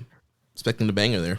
Yeah, I mean, what more do you say? What more do you say about these two? They're gonna go out and they're gonna kill it. Well, let's move on to the IWGP Global Heavyweight title match. We have the Rebel, David Finlay, defending against the New Japan Cup winner, G1 finalist, the Gene Blast, Yota Tsuji. I've heard that the world needs a rebel. We need a Rebel. The world needs a rebel. Tsuji's won their last 2 matches against each other, which is a little concerning if you're rooting for Tsuji. But I also think David Finlay needs to lose up. He needs to, right? Because Finlay's he's losing this, probably in a hell of a match, because David Finlay is very good. No matter what you read in the Discords, he's very good. And I think that's a great spot for Tsuji, white belt guy. I mean, I think he could really put that belt in the right place. And then I think David Finlay is winning the New Japan Cup. So too, actually. Yeah, and I think that's the trajectory, because I think David Finlay was supposed to be the runner-up of the New Japan Cup last year, and he got injured or sick, or I forget what the circumstances were there. I think he got sick. Yeah. I think he's winning the New Japan Cup, and I think by then someone other than Zack Sabre Jr. will be the champion, and then I think Finlay's gonna win the championship at Dominion, Sakura Genesis. Yeah, I haven't hated, but I haven't loved the matches between these two guys that have occurred this past year, and there were 3 of them, and they were fine. But it's the Dome. It's a high booking on the card. So if they ever were going to put in that extra effort, this is the match where they should do so. And I'm expecting, for the same reasons you mentioned, Chris, that what's wrong with me? That Yota Tsuji is going to pick up the win here, be the first guy out of that Reiwa generation for now to hold like a major title. And that's going to kind of be like the feather in his cap until probably later in the night.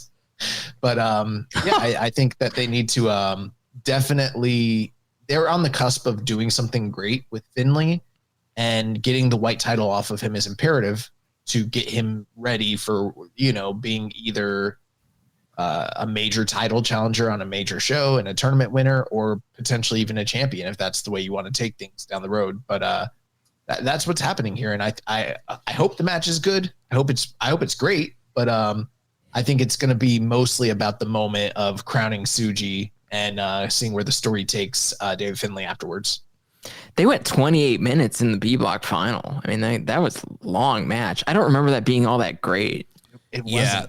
The problem none of their matches have been great. The problem with the layout of those matches are, Finlay has been doing the whole big bruiser thing this year, and obviously Tsuji's a big guy, but then they kind of have Tsuji in this kind of underdog bay-face role, and like Finlay's just mauling him most of the match, and Tsuji's not really getting to do any of his cool moves, and he's just having to sell, and fight from underneath, and kind of almost like a banana peel win when he does win. And so I like what Finlay's been doing this year as far as the bruiser style, but I do think like he just can't bully everybody. And especially a guy like Tsuji, like obviously I'm not saying Tsuji needs to control the match 100%, but I think it needs to be more 50-50 and not Finlay just kind of, bullying Tsuji for 75% of the match, and then you hit a gene blast and that's it. So hopefully that they come with a better match formula for that. But I agree with you guys. I think Tsuji winning the title here is the best for both guys, because that gives Finlay the perfect opportunity to lose up and get into title picture, whether that's winning New Japan Cup or some other number one contendership match, and then that puts Tsuji with the number 2 title and elevates him up the card. And Josh mentioned you give a Reiwa guy a big win at the Tokyo Dome, and we talked earlier about kind of the through line being the young guys winning the titles here. So I think this is a perfect opportunity, to capture that lapsed fan and say, hey, this is Yota Tsuji. He's one of our top new guys. Check him out, and look, he has this number 2 belt. And they've done a nice job kind of subtly building up David Finlay this year too. He did tie Zack Sabre Jr. with the most singles wins in New Japan this year. He had 20, which is, that's a lot. So he's right up there. He's an established dude, and I think he can stand a loss. Right, he got his win in Tokyo Dome last year. He could stand a loss here and still be strong. You got to throw an asterisk next to some of those. He beat Taka. Who did Zach beat? There's Zach, lots. There's plenty of asterisks. Zach beat Naito for the title. That's who he beat. Well, Finlay lost to Nick Nemeth. So that's not a great. That was in February or February, I think. So it's okay. And then we all had to wait for Tanahashi to get healthy so Nick Nemeth could have a defense. But either way, the numbers are the numbers, Josh. Numbers are real. So that's still a lot of wins. It's a lot of times he was put in position to win. I think he would have had a couple more if he would have stayed healthy through the New Japan Cup too. Yeah. So, yeah. Well, let's move to the semi-main event of the evening. Special singles match. Tetsuya Naito versus Hiromu Takahashi. Obviously, these guys say they won the 2024 World Tag League, and instead of opting to challenge for titles, Naito finally agreed to face Hiromu here. We were supposed to get this match at the anniversary show in 2020, but of course then COVID came and just ruined the world, and so they've kind of been holding on to this match, saving it for a rainy day, and now they're kind of finally hitting the glass here, breaking the glass, and busting out this matchup here for the semi-main event of Wrestle Kingdom 19. I'll say this, right? they're billing this match as, they're not saying once in a lifetime, but they're basically saying once in a lifetime, right? And kind of saying it's this generational thing, the respect factor, everything like that. We know how important Naito is to this company, and we know that as of right now, as far as reading the tea leaves, it looks like his title days are behind him for now. They're going to need something for Naito to do to kind of remain active, remain in the spotlight, and have some sort of relevancy to kind of still keep the ship afloat post Wrestle Kingdom, right? We know that these guys have won the World Tag League together. They've got, a future IWGP tag team title shot on the horizon.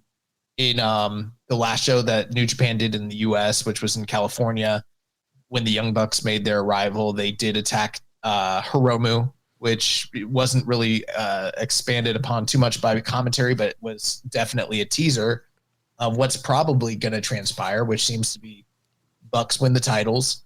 We get a major match down the road between Hiromu and Naito. And whether that's in the US or Japan, I'm calling it now. This is not a one-off match. This is going to be a prolonged program of some sort. Now, how that plays out, I couldn't tell you. I don't know what the ramifications are going to be, but I think that this is going to have long-lasting effects on LIJ. I don't think it's just what it reminds me of a little bit was, remember when Eddie and Ray were the tag champions and they wrestled each other at WrestleMania, and it was a respect thing, and eventually they were putting their child on a ladder for custody, like by the end of it all. Yeah. That's what I'm talking about here. It might not get quite as outlandish, but these guys are going to go at it again. This is not a one-off match. They're going to milk this, and it's going to keep Hiromu and Naito preoccupied so that they're not having to chase their respective divisions world titles. And it's going to draw money, and it's going to be something where, we talked about things that they can do that will attract fans to the product post Wrestle Kingdom. This is one of those things. It's going to matter. I do think Hiromu, in my opinion, picks up the win here. And I think that's going to be a point of contention moving forward between these guys. I've got my angle alert up for something with an LIJ thing. I mean, LIJ just hasn't. What's the last thing that happened with like the lineup of LIJ? They brought in Tsuji. Sonata left. Yeah, Sonata left, and you brought Tsuji. Brought in Tsuji, right? Yeah. Feels like that's the group that still needs a little bit more shaken up, right? And I think one of these two dudes needs to do something different too. So I don't know. I think that's a bold move to say like Hiromu's turning, he's leaving LIJ, he's gonna start, Takahashi Gun or whatever.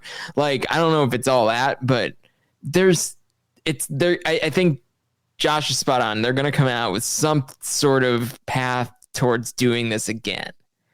Or towards subtle animosity, right? That's LIG lives with those little bits of like, I respect you, but I'm, oh yes, we are together, but also I want to beat the shit out of you. Like, that's brothers, right? Yeah. Like, I've got my eyes peeled for what signs they give us towards what they have coming next. Naito's not in good physical condition, but from his toes to his eyes, I mean, like, the man he's in a tough spot. And I mean, I don't know. I don't know anything, but like, it just feels like he needs a year down cycled, and maybe you're right. Maybe this is the type of thing. And usually when Naito down cycles a little bit, someone else in LIJ gets into the world title picture. It's been Shingo, it's been Sonata. Let's go Bushi. Let's do it. Hey, Bushi, Mr. Iron Man. He did it again. He had the most New Japan matches last year with 138. That's the third year running. Bushi wins the number of matches, so he gets paid by the date. Wits Collection says Bushi on a pole match. I'm into it. Rambo says LIJ turning on Naito like the Roman senator stabbing Julius Caesar. I mean, that's how dramatic Hiromu would be. I mean, it would look like a Shakespeare play if he turns. So remember him being in the ring after Evil turn, and he was screaming, just walking. Yeah. I definitely agree with you guys. I do think that this is going to be a long-term thing, and I think also there's a lot to play in with the tag team aspect of it. So, like you mentioned, Josh, Young Bucks did attack Hiromu in the U.S., and then there's an interview that got uploaded on NJPW World with the Young Bucks, and they mention watching Hiromu and Naito in the World Tag League and watching the finals and kind of talking about how they did good or whatever, but, that they're the number one team. So, clearly, there's that simmering, so I do think, we're going to get that Bucks versus Naito and Hiromu match, and I think that could lead to Naito and Hiromu possibly winning the titles, and then they hold them for a while and eventually drop them, which would then could be the thing that builds to the animosity between them. Also, another thing to think about, too, is this is now 10 years of LIJ. They just launched 10-year merchandise, so maybe this is, the one big year. Let's celebrate, the 10-year anniversary, and then we're going to see the cracks, and then, eventually we get it turns in from a respect match to a blood feud, and LIJ is going all over the place. You have, Tsuji doing his thing, Shingo doing his thing, and then you have Hiromu and Naito going neck and neck. I'm not anticipating a blood feud, but I would love that. If it got to that level of seriousness, absolutely. But I'm kind of more anticipating Naito doing those, Tokyo sports interviews from the cafe, and he's making his little fucking digs and shit like that. And then Hiromu's making weird fucking videos on YouTube and drawing weird ass pictures that are, derogatory and offensive to Naito. And that's what it's gonna be. Is this all a means to Hiromu going heavyweight? Potentially. Yeah. Yeah, I think it could lead to that. I think the one issue is just that he's been so vocal of wanting to remain a junior and wanting the juniors to main event the Wrestle Kingdom. So it would seem kind of weird from a character perspective, but I think from a business perspective, professional wrestler would not tell the truth. A professional liar would lie. But from a business standpoint, I think it makes a ton of sense, and you need some fresh heavyweights. And I think just like the Desperado, Hiromu's a guy that has kind of the size, and he does not look like a small guy when he's in there with guys like Naito and some of these other Ishii, some of these other heavyweights that he faces off with. So I think he's a star. Use him as a star. We have a question here from Rambo. It says, what is next for Naito after Wrestle Kingdom? Do you think he will work less dates in 2025, or will his drawing power still be needed on every single tour? Do you think Naito plans to retire the year after Tanahashi, or is there a different plan? I'm not going to, obviously I kind of laid out my plans for him, but I do think that he'll need to stay somewhat active. I don't think it would be a bad idea for him to potentially be a little less active, especially if they are crowning all these new guys that might be able to help, carry things. But I don't know. I don't know when he retires. It could be any day. That's how serious it is. I don't think people realize that. It could come out of fucking nowhere mid-year, or maybe it could be following Tanahashi or something like that. I don't know, but I don't think people are ready for it, but it could just happen. He could just be done. Naito led New Japan in overall match length in 2024 with 29 hours, 7 minutes, and 22 seconds, which is kind of outrageous. It's the, I think, third or fourth. It's the third of the last 5 years that Naito has led New Japan in overall ring time.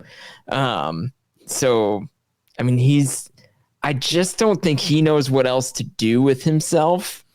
And he's just going to keep showing up.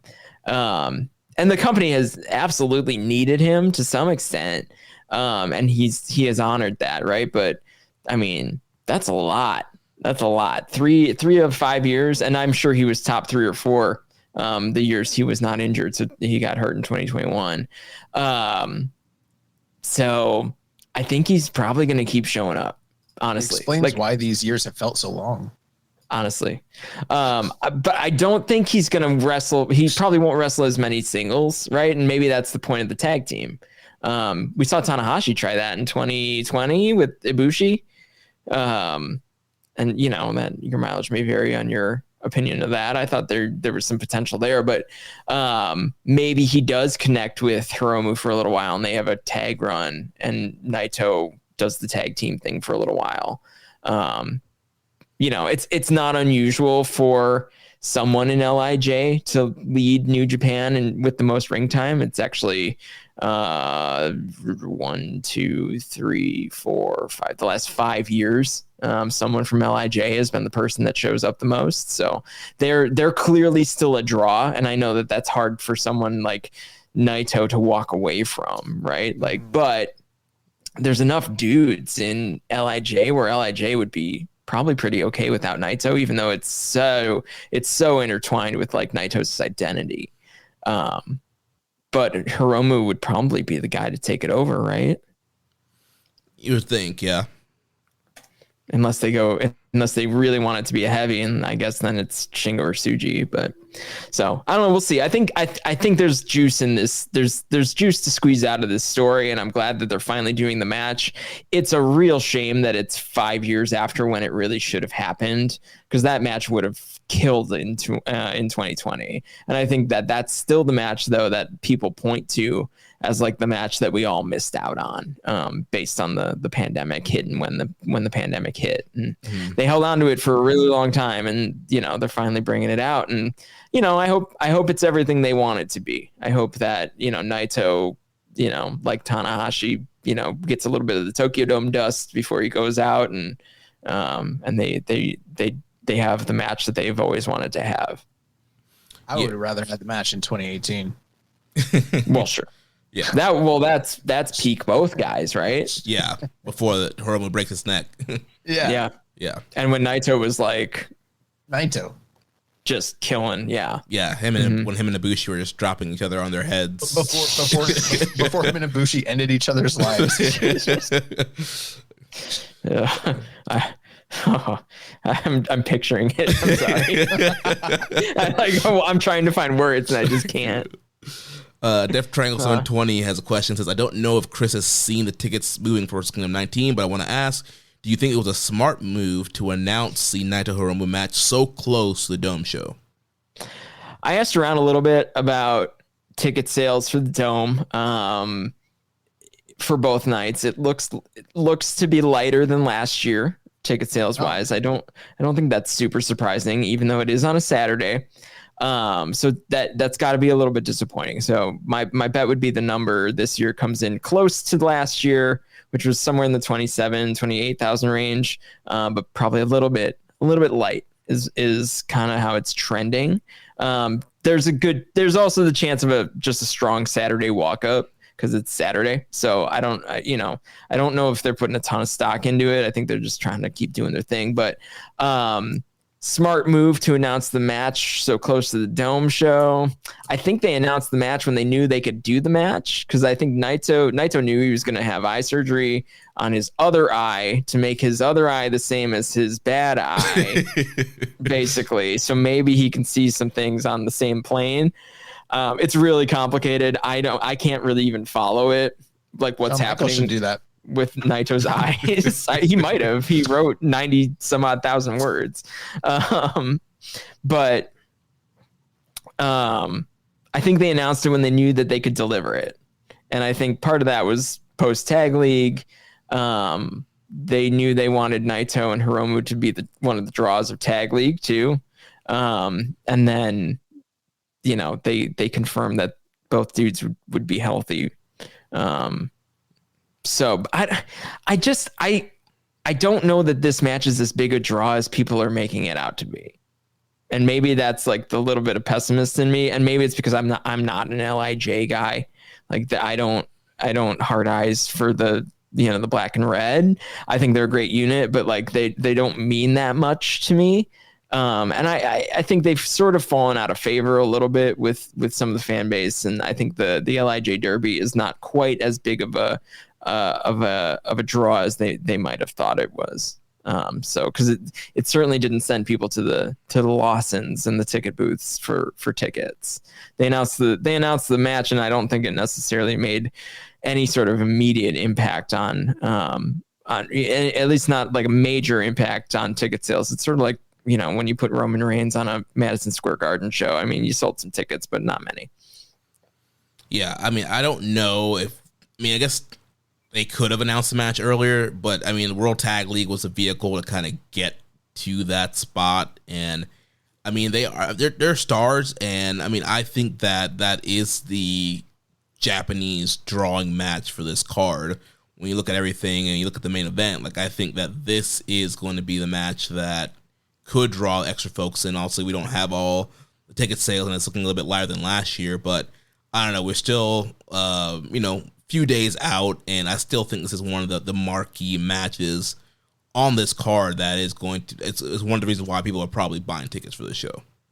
It's very simple. If Wrestle Kingdom does really well at the last minute, then Zack Sabre Jr. as champion drew that crowd. But if they don't do a good number, Naito and Hiromu was the real Japanese main event. It's very simple. You have been doing this a long time. He also asks, let's say Naito and Hiromu win the IWGP tag titles. Do you think we have any interesting tag teams for them to feud with? The Young Bucks. Whoever's teaming with Great O'Khan. Who is teaming with Great O'Khan? I guess we'll talk about it. Yeah, it's still an X for right now. And Templario's booked that day, so it's not going to be him.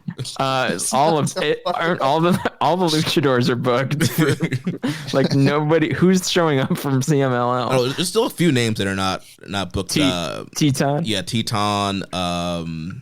There's a few other names. Why don't we just call TJP and ask him? Leo Rush, the captain, the Ashwang. Yeah, I mean, outside of the Young Bucks, I don't know who else they feud with.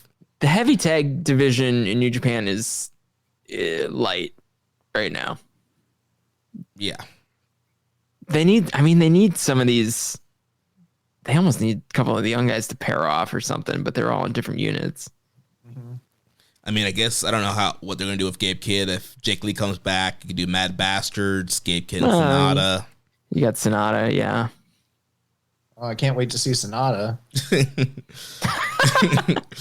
Rainbow says just stuffed off Bishamon for another run. I mean, yeah, sure. Honestly, though, yeah, legends. I don't think Tenkoji's doing anything. Hey, well, Kojima's MLW World Champ and Tag Team Champion. And he lost to Bolton Oleg. Bring in Okamura? Yeah, let's go. Cozy Max. Do it. What's Yoshitatsu up to? I never know. Commentary? Who was worse on commentary, him or Lanny Poffo? Him. Lanny Poffo was very charming. The champion of the British. I mean, at least he gave us that. Yeah. He's also from my hometown, so, big fan of the Poffos. Downers Grove, shout out. What is Dax? Are you Tracking all our cars on Carvana Value Tracker on all our devices? Yes, Kristen, yes, I am. Well, I've been looking for my phone for In Dax's domain, we see all, so we always know what our cars are worth. all of them. All of them. Value surge, trucks up 3.9%. That's a great offer. I know. Sell? Sell. Track your car's value with Carvana Value Tracker today. Well, let's Rich Craich. Jump into the main event here for the IWGP World Heavyweight Championship. We have the champion, the G1 Climax winner, Zack Sabre Jr., taking on the roughneck Shota Umino. And I just want to point out before you guys jump in, my whole theory of Umino's render, all these new graphics that are coming out for Wrestle Kingdom, they still have this man with the long blonde hair. All the other new young guys have new renders. Umino is the only one that has like a 2-year-old render. Like, bro, maybe because follow me here. Maybe the theory about him turning heel is going to transpire here, and they just know that they don't want to spend money on another babyface Hantai render if they're going to be spending money on the heel render. On the heel render that they've got, cooking up. This was for me. I've never gotten, since we've been doing this show, I've never gotten a Tokyo Dome main event wrong. At least for Wrestle Kingdom, for any of the nights at this point. And I've always prided myself on being able to keep that momentum going. And I did feel for a while there that this was one of the more difficult predictions for me to make. And then when I watched that preview tag match at Road to Tokyo Dome, which was phenomenal, by the way. Again, if I can't recommend it high enough. If you guys haven't seen that match, you need to fucking see that match. But it told me everything I needed to know about what was happening with this story and clued me into where we go from here. And the methodology I've always tried to use to determine at this juncture who wins the match, I usually try to keep it pretty simple. This is the end of their season. We're jumping into the new season, and it's not that hard to kind of traject where the money is, what the chase is going to be, and what makes the most sense from that standpoint. And I think both guys have great kayfabe stories behind them, because you look at Zack Sabre Jr. and sure, he has achieved so much this year, probably more than any foreigner in quite a long time, maybe, in the modern era, in terms of winning the Tokyo Sports Award, winning the G1, turning that into, carrying the strap for a while, and then coming here into the Dome, plus, everything else that he achieved through the calendar year. And yet at the same time, he still is not cemented as a big four guy in the company, not just yet. And if he were to win here, like, there hasn't been a foreigner that has won in the Tokyo Dome since Brock Lesnar. And so for him to do that, that would be like the ultimate crowning achievement. That would solidify, like, he's the big boss here. Like, he is the Westerner that is, like, just solidified, classified, boom, that's him. And it would prove a point as to what he wants to do, which is, like, be the man in this company. On the other side of things, you have Shota Umino, who we've talked about it so many times, like, he's had his detractors. He's had ups and downs within the company. He's been inconsistent. He's had successes, and then, he's been up and down. And there's people that don't think that he should be in this spot at this current time, that there is, like, nepotism involved, that there is, like, favoritism that kind of have led him here. And we've seen the flashes of greatness. And I think for him to go out there and put in an all-time classic performance, get the crowd behind him, and to win clean in the Tokyo Dome would be like that first true crowning step to, like, I've arrived. I'm the best of my generation. Like, I'm the guy moving forward. That's kind of like leading the path. He said he wanted to be the new ace, that this would be the first step to, like, making him that. And I think the struggle between the two of them is going to be monumental. I loved the aspect that Zach was better than him in every aspect during their tag match preview, except for when it came to endurance and fighting spirit. And I feel like that's what is going to be the story here in the tale. That being said, I just can't see Zack Sabre Jr. winning this match. I wanted to believe that he could win the match, but I just can't see this company. Now, that doesn't mean that they're done with him if he loses, or by any means.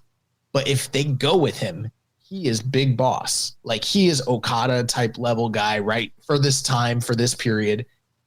And I don't see the story, because the story afterwards would be he is it.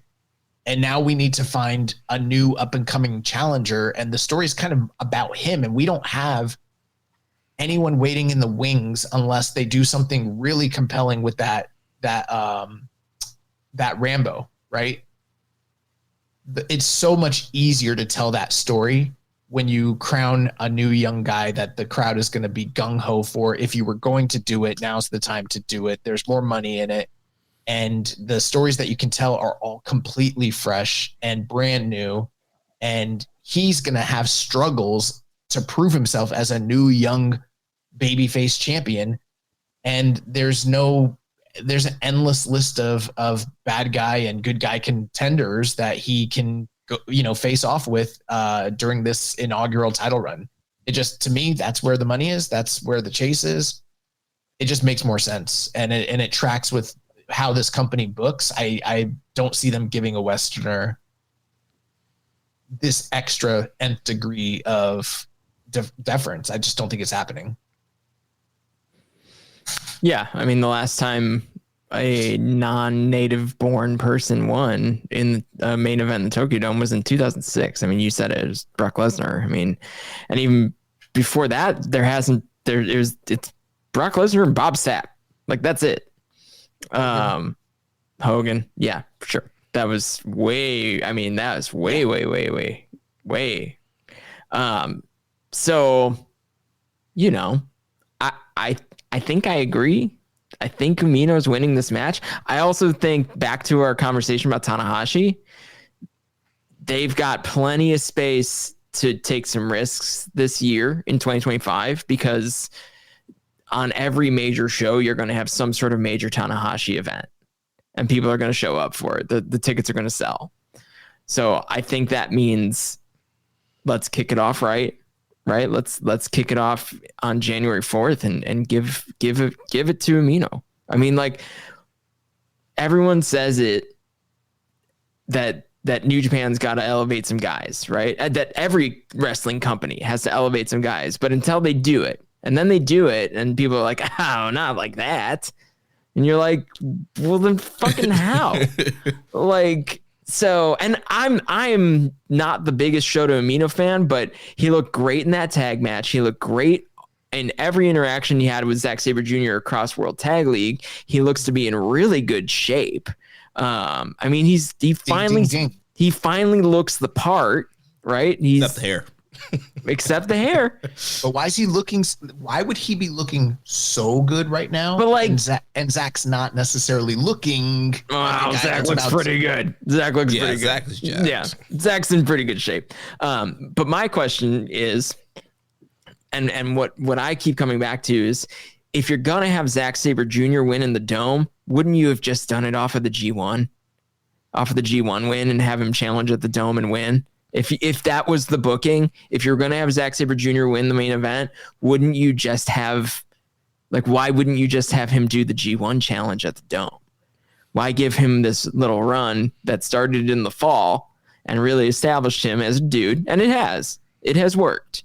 But if you were just going to have him win, why wouldn't you just put him against Naito in the Dome? Because that's a hell of a drawing match. Yeah, also, I think another thing to think about, too, is the next night, or Wrestle Dynasty, like, are you going to main event the Tokyo Dome with Zack and Ricochet, or are you going to have at least one Japanese guy in there? You're going to do Umino Claudio, yeah, for the main event. And I think we all know that the reason that Zack won early was because they were going to do Okada and him. I called it. Everyone knows I was right about that shit. But ultimately, Okada put the nix on it. He didn't want to do the JOB. He didn't want to look up at the lights in the Dome, and so that's why that shit didn't happen. Does he even know what the lights look like anymore? Bitch.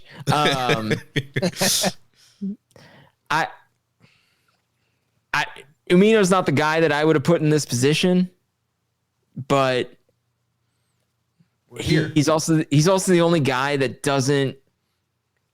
He's got nothing else going on, so they may as well just throw him in the fire. Yeah, you know? I mean, I think choosing Umino was fine. I think how we got here, the booking was a real problem with this whole match. You should have just won the fucking G1. Won the G1. Yeah. Like, or at least finaled. Right, yeah.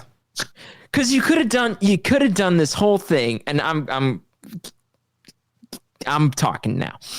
Like, he could have done this. This whole thing could have happened. The same match could have happened, but you give Umino a good run in the G1, have him win the damn thing, maybe, right?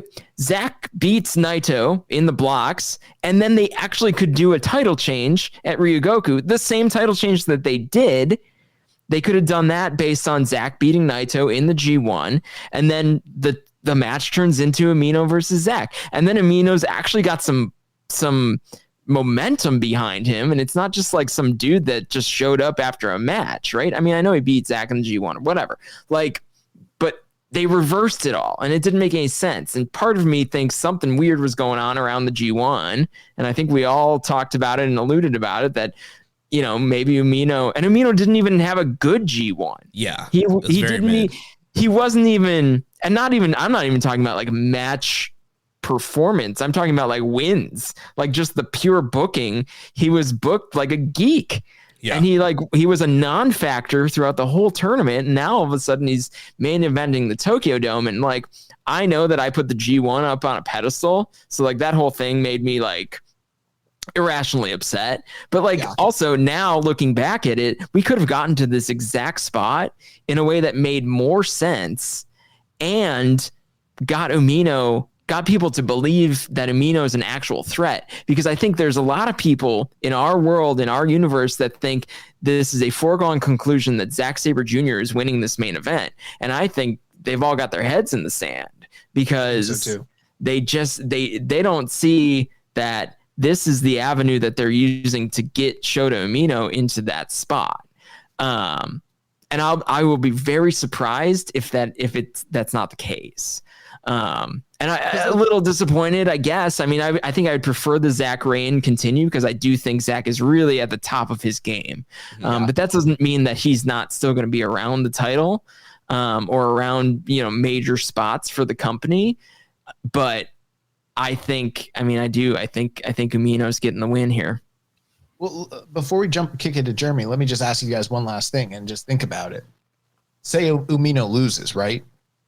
Now Zack is his white whale. Do you believe that New Japan is going to treat Zack Sabre like Jumbo Tsuruta, the way they should have been booking Okada, as the guy that every single young Japanese wrestler should be chasing? And is that the trajectory story that we're going to set up here, that like the generational guy for Umino to chase is Zack? I just can't see that. You know what I mean? But on the flip side, Zack loses. He's already at this level. He's never very far removed from getting back to that title chase after the loss. Yeah, Zack remains a threat forever. Yeah, forever. From now on, Zack's a threat to win the world championship. Yeah, I do think there is a Gato Books Tragedies card you can pull out of your deck if you want Zack to win, and you have Umino come so close in the main event, but he loses, and then you use 2025 for him to rebuild and actually earn the title match. You actually book him well. Maybe he wins New Japan Cup. Maybe he actually wins the G1. Like, you actually book him like you give a damn about him, and then he earns that spot back to face Zack again and beat him. But that might end up being a long shot, but because I think there are so many factors that you guys have brought up where it does make a ton of sense for him to win. Like, yeah, if Chris, you nailed the nail on the head there. Yeah, if Zack was going to win the Dome, like, why not just do Zack Naito in the Tokyo Dome and have Zack win there? And I think your booking of how they should have done it makes perfect sense. And I mean, Zack already did beat Naito in block play, so you easily could have done all that and had Umino win the G1, but I get it. They wanted to give Zack G1. That's a great accomplishment for him. Just kind of ruined the way we got to this match. And yeah, there are so many factors of all, it's a Japanese star. Zack could have already won. Like, there's so many things pointing in the direction that Umino should win. You need to get a young guy going. And so, yeah, I think for a lot of it, initially I was thinking Zack's going to win, but the more you lay the facts out, the more you think about it, I think Shota Umino is going to get the win here, become IWGP World Heavyweight Champion, go on the next night to face Claudio, who's been super protected in AEW, so that's like a credible threat for him there that advances the storyline between him and Jon Moxley that you can do later on in the year. So, yeah, I think that and plus two. Wrestle Kingdom. Oh, go ahead. I'm sorry. Plus two, they've announced Zach versus Hechicero for Battle in the Valley, and it's like, are you gonna do that match as your main event world title match for Battle in the Valley? I guess you could, or is that a rebound match for Zach, and then Umino is going to defend against somebody? Wrestle Kingdom 19 bites down bad. Wow.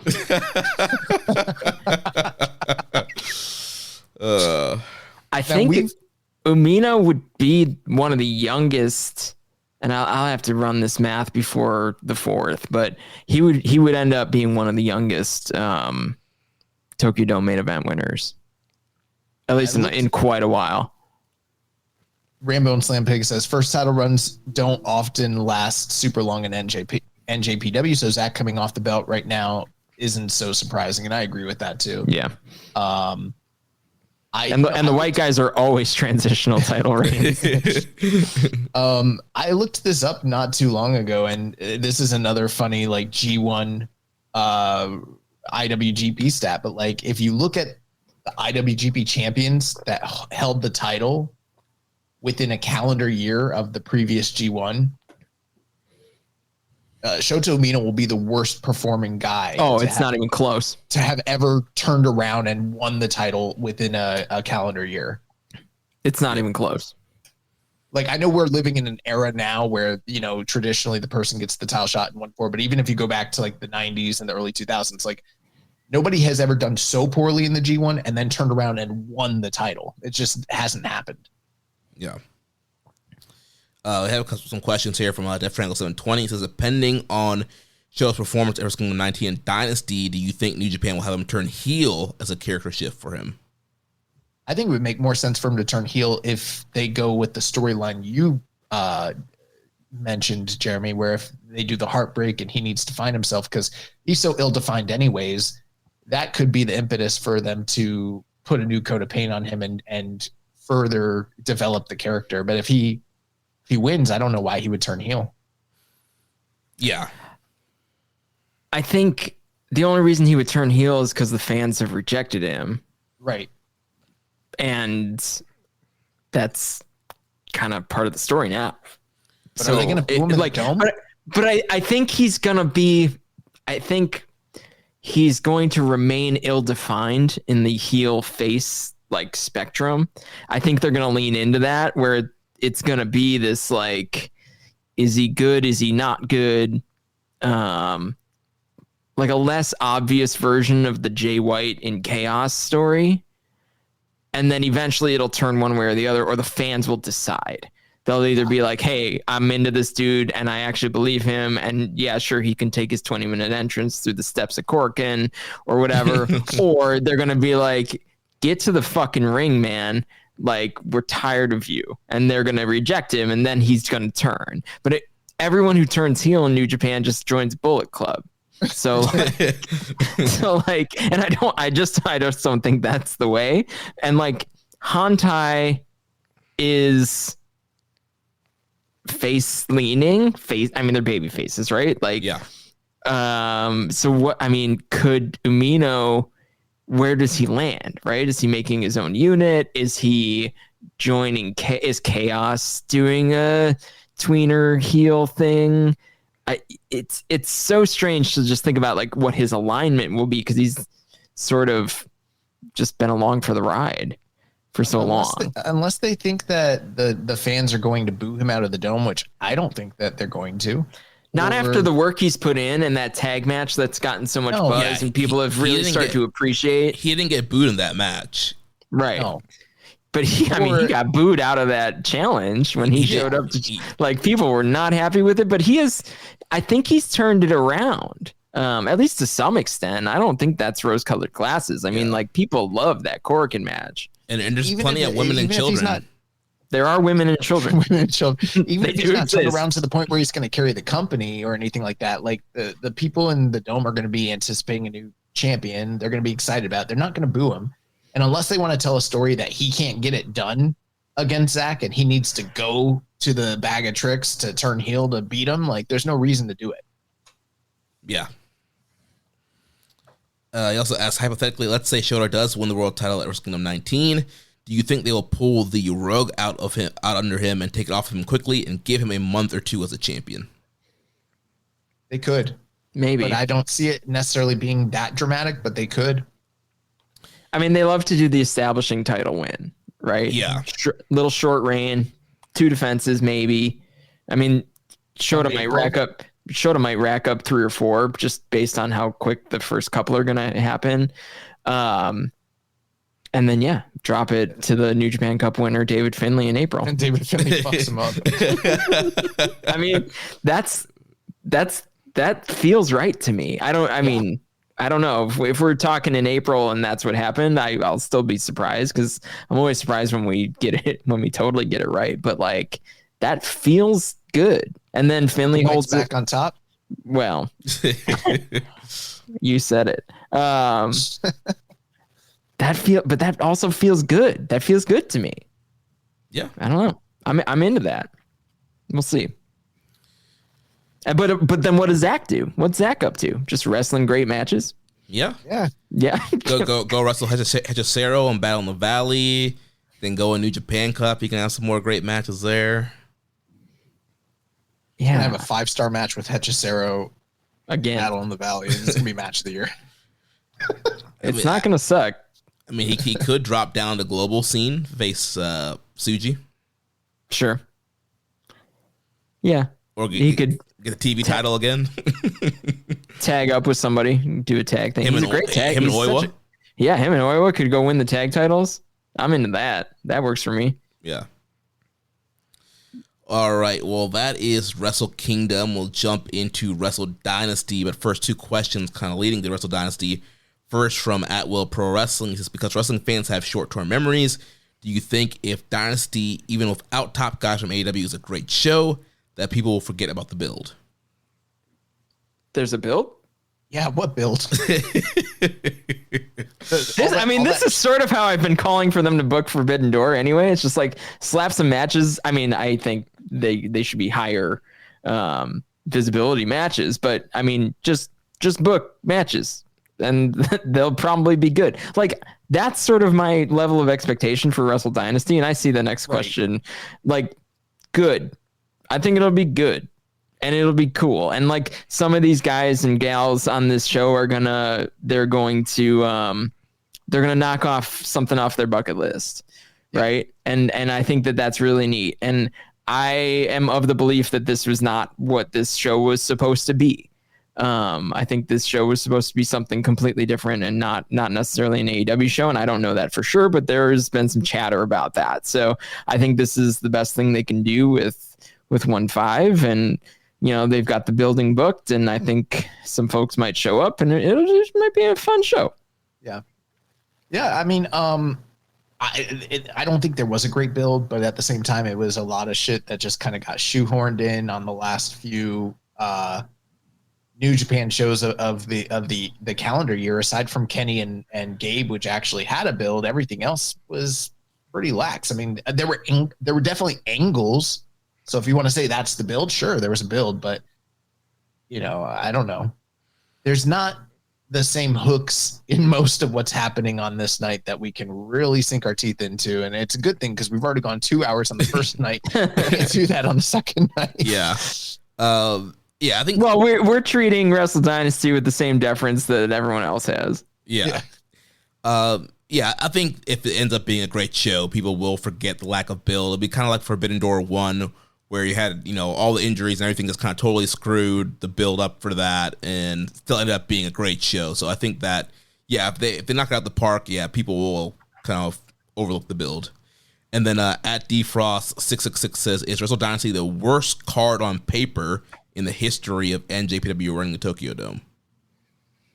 Josh, you're probably the person to answer that. No. I was going to say, I have a feeling the answer is no.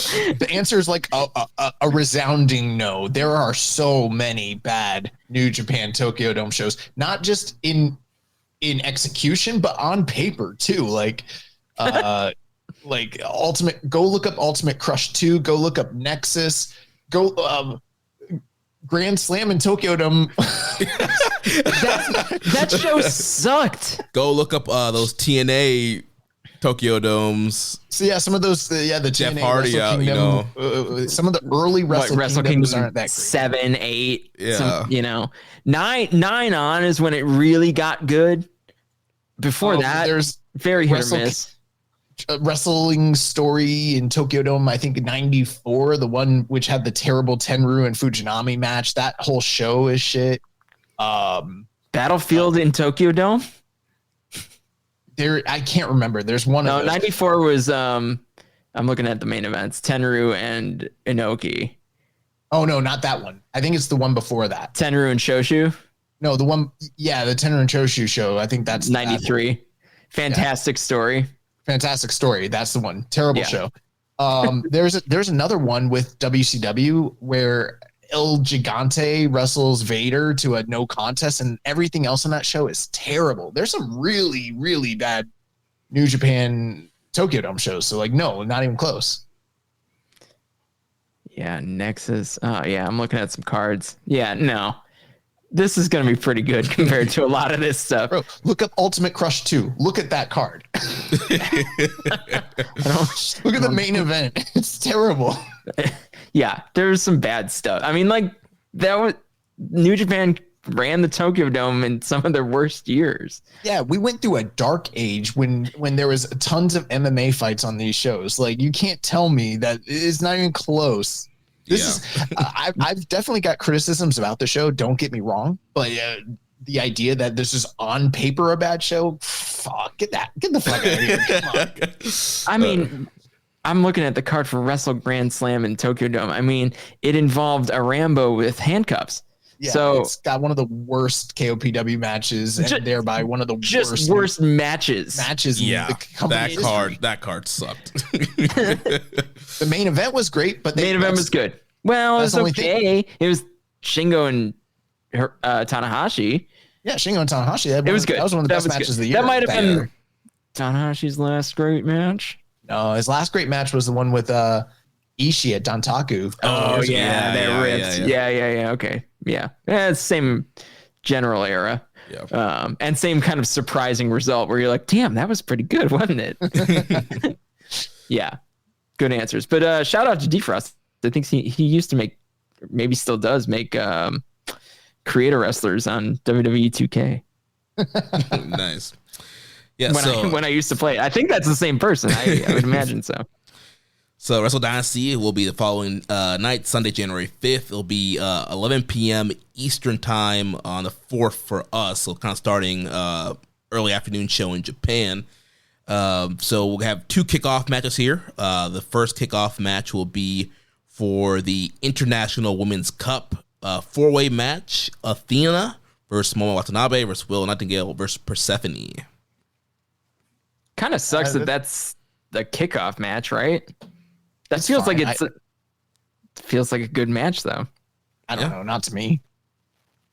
Athena, people like Athena, people like Willow. Persephone's got quads for days. Momo's awesome. People love Momo. It's Tokyo Dome. No one's gonna fucking care. They don't know most of those wrestlers. It's not gonna rip like that. You know what I mean? Yeah. That is absolutely true. Yeah. It's a cool little thing to get the women involved and to give them that stip that whoever wins the match can challenge for whatever title and whatever company. So, it opens the door for something, but I just assume it's going to be probably something like Willow challenging Athena in AEW or in ROH. I hope they go and challenge or she's not champion anymore. Did she drop the title to Billy Starks? No, she's still champion. She won. Still? Yes. Yep. I think Willow and Athena are the favorites. I could see either one of them winning to challenge Mercedes. Oh, I mean, that makes sense. Yeah. So then following that, the other kickoff match will be for the ROH World Tag Team titles. The Sons of Texas, Dustin Rhodes and Sammy Guevara, take on the House of Torture, Sho and Yoshinobu Kanemaru. I'm glad Sammy Guevara gets to live out his Tokyo Dome dream. The boyhood dream has come true. Yeah, but it's sort of like when Pac and Austin Aries were on the pre-show, like, and they didn't get the DVD money from it. I mean, Sho and Kanemaru, when they made that challenge on that ROH show, didn't say anything about who the champions were. They were just like, we want title. Tokyo Dome. It's like they were like, just cut a promo about a title match. And they were like, okay. And they did it. And then now this match exists. One of those really bad WCW New Japan Tokyo Dome shows that I was talking about, it had Masahiro Chono versus Lex Luger in the semi-main event. Super bad. And on the somewhere on the undercard, Dustin Rhodes and Dusty Rhodes wrestle somebody from New Japan. It's terrible. It's such a bad show. So hopefully Dustin can redeem himself. Rich says this is a mirror match. Old guy and a young guy we had high hopes for. No. There's some truth there. No, that's it. Yeah, I expect the Sons of Texas will retain here. No, you don't think Sho and You don't think Torture Rain in Ring of Honor? you don't think Sho's coming back to ROH? No. So The old tempura boy?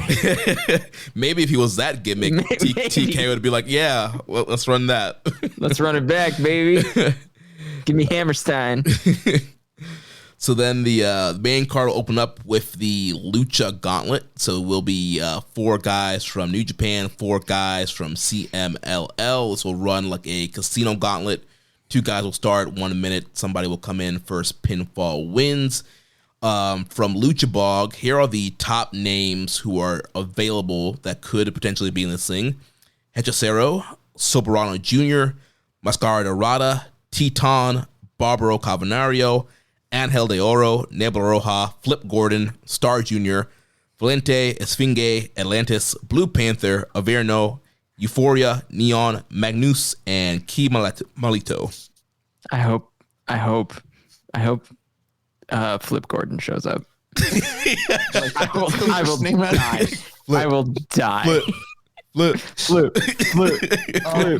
Flip. You know, I love the casino gauntlet match that they do in AEW. I think it's one of the best recent inventions that they've had, and every time they do it, it just fucking rips. So hopefully these guys are able to work something similar. I think this is going to be really fun and a really cool, unique inclusion, and I hope we get some of those bigger names. I don't have much more to say about it because it's sort of just it's a fun exhibition, but it'll be good. It'll be cool. Yeah. That's pretty much where I'm at with it too. And I'm curious who shows up from CMLL. Teton's sort of halfway a New Japan guy, but I assume he's going to be there representing CMLL. Yeah, Zandokan. No, Zandokan's booked. He's booked on 1-5. I miss that dude. I know he's booked, but still. I miss that dude. I want him back. He that was a good run. Yeah. Want you back. I think Hechicero's probably a guy we could probably lock in, especially since he's working Battle in the Valley. I could definitely see him being one of the 4. Yeah. I win. Yeah. Would set him up to have, I don't know, some sort of heat going into the Zach match. Yeah. With the New Japan crowd, at least. So then following that, we have the AEW International title / Never Openweight title match. The winner of Takeshita Shingo will defend against Ishii. I think we're all in agreement that Takeshita is winning, so we're going to assume it will be Takeshita defending both titles against Ishii. Which sounds great. Yeah, it sounds awesome. I wonder how they're going to execute the double champion thing. It didn't work out so well when, New Japan and ROH tried the same thing with, the ROH TV title and the Never title. But, it'll be interesting. But the match is going to fucking deliver.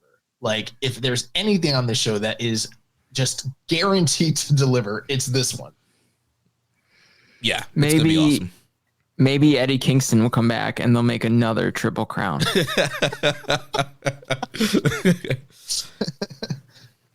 Yeah, I guess he could win the Continental title back. Sure. Every time these guys have been involved, I think it's only been tag matches in AEW, but it's been quite a few, and they just kill each other. It's awesome. I cannot wait. it'll be good. Yeah, it's gonna be awesome. And you know, maybe it's Shingo Ishii, and if it's that, you know what that is. That'll be awesome too. Well, we also know, we know the score there, but yeah, I mean, Takesha's the best wrestler in the world, right? He's on the short list. Him or Ospreay? I think Ospreay. Ospreay, Ospreay.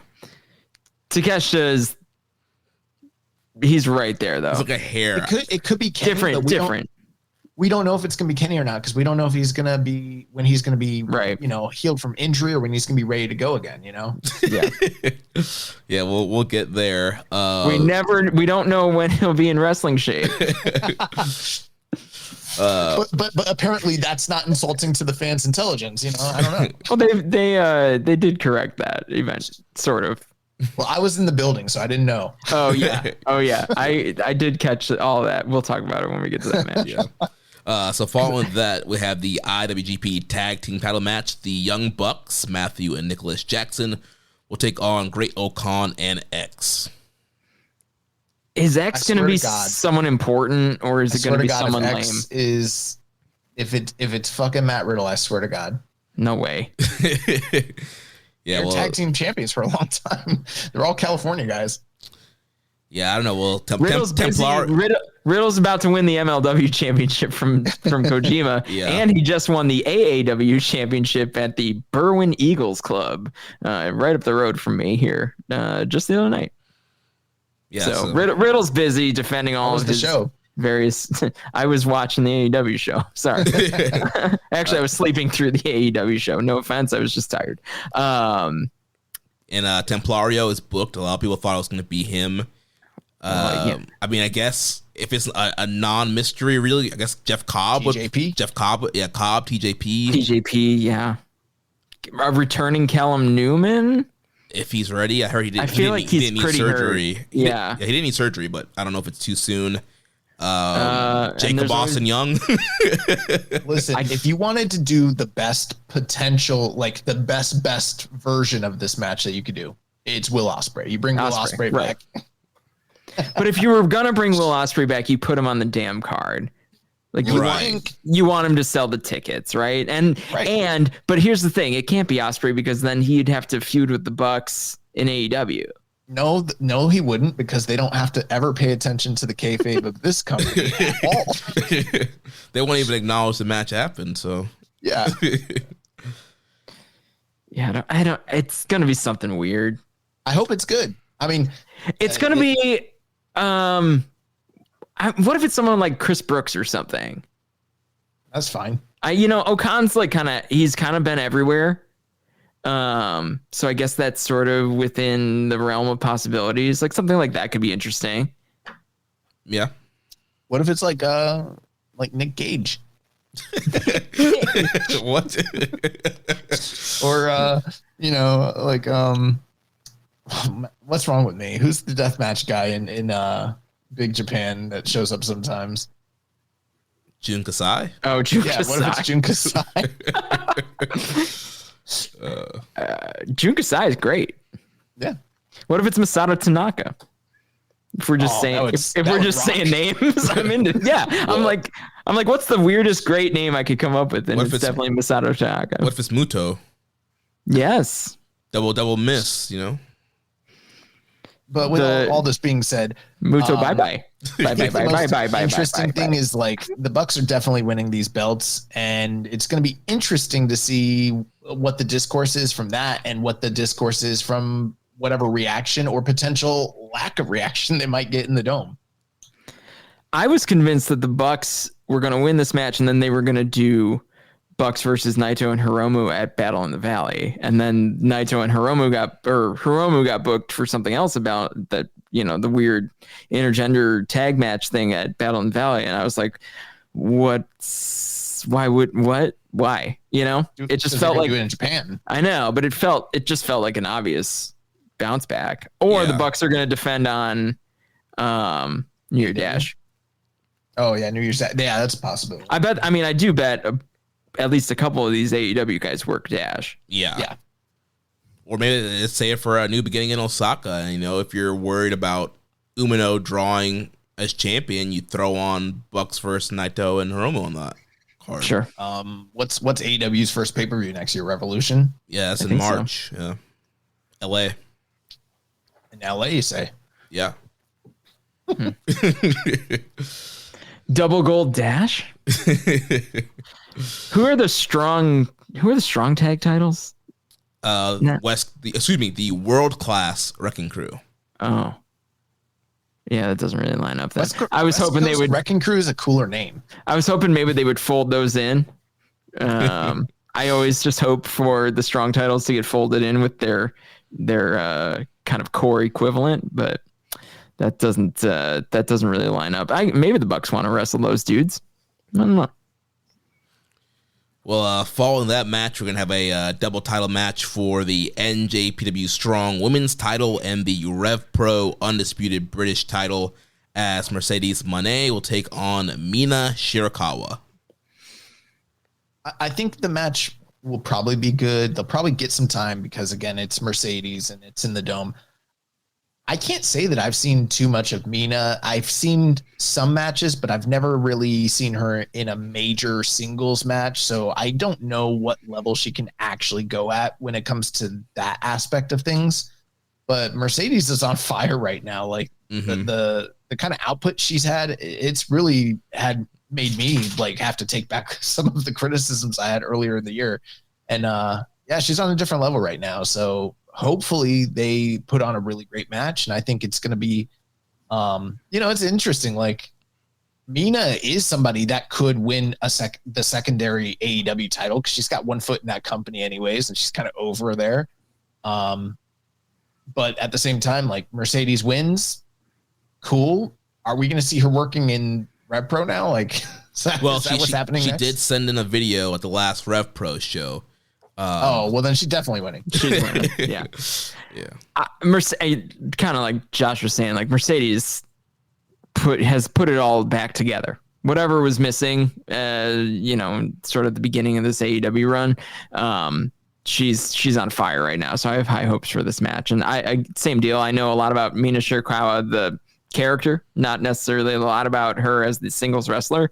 I do think it would be kind of strange for her to hold the secondary title when Mariah May is still holding the world title in AEW. Like it gets really messy. So I don't think Mina's winning this match. And I don't think it's time to have Mercedes lose anything right now because she's looking good. So I think foregone conclusion here, but I think it could be great. Yeah, Rich is saying for Mina, she had a 4 3/4 match with Saya Kamatani once for the white belt. So I think on a big stage, she'll perform. She'll end up being a great match. Like you guys been saying, Mercedes been on fire. The 2 Statlander matches, the Hazuki match, she's been putting out a really great output. Her last big title matches. So yeah, this should be another great match. I mean, she outdanced Mercedes on that last go home, like just killed her. Live show charisma. Yeah. Live show charisma. Mercedes, the 2 things she just needs to stop doing is the world's worst god awful frog splash you've ever seen. She needs to stop doing that. And that terrible finisher. It's literally not. It's a jerk. Looks like a seizure midair. The tiniest seizure you've ever seen. And then also that other finisher that she rarely hits perfectly. I've never seen it hit well. I think it was one time. Yeah, she hit stat with it perfectly in the first match, not this one. But yeah, I mean, but perfect for that move is still garbage. It still looks terrible. Yeah. Unless the person legit takes a bump on their face, it's never going to look good. Yeah. Or if she's expecting the WWE camera cut as soon as the impact happens, in which case it would probably look really good. It's a move made for that. It's a move made for the wait for them to almost hit the ground and then cut the camera and it looks like it was devastating. Yeah. The production should kind of do her a solid because the rest of us are just talking shit. Or she should just stop doing it. Stop using it. Well, yeah. I mean, that's probably the ideal scenario. Especially since she's so small, you know what I mean? And she's doing it to bigger opponents. It's not working out. The timing's bad. It's not her fault. It's There's just no bad. good way. There's no good way to get into it. Yeah. Like you have to like. It's just so messy. Yeah. Yeah. It's a shame too, because like it really did. It takes the wind out of my sails with her matches because finishes are so important. And it's like you rise, and then you get to this like wacky weirdo finish, and you're like, oh, that was uneventful and kind of weird. Yeah, she just stick with the bank statement and just tap people out.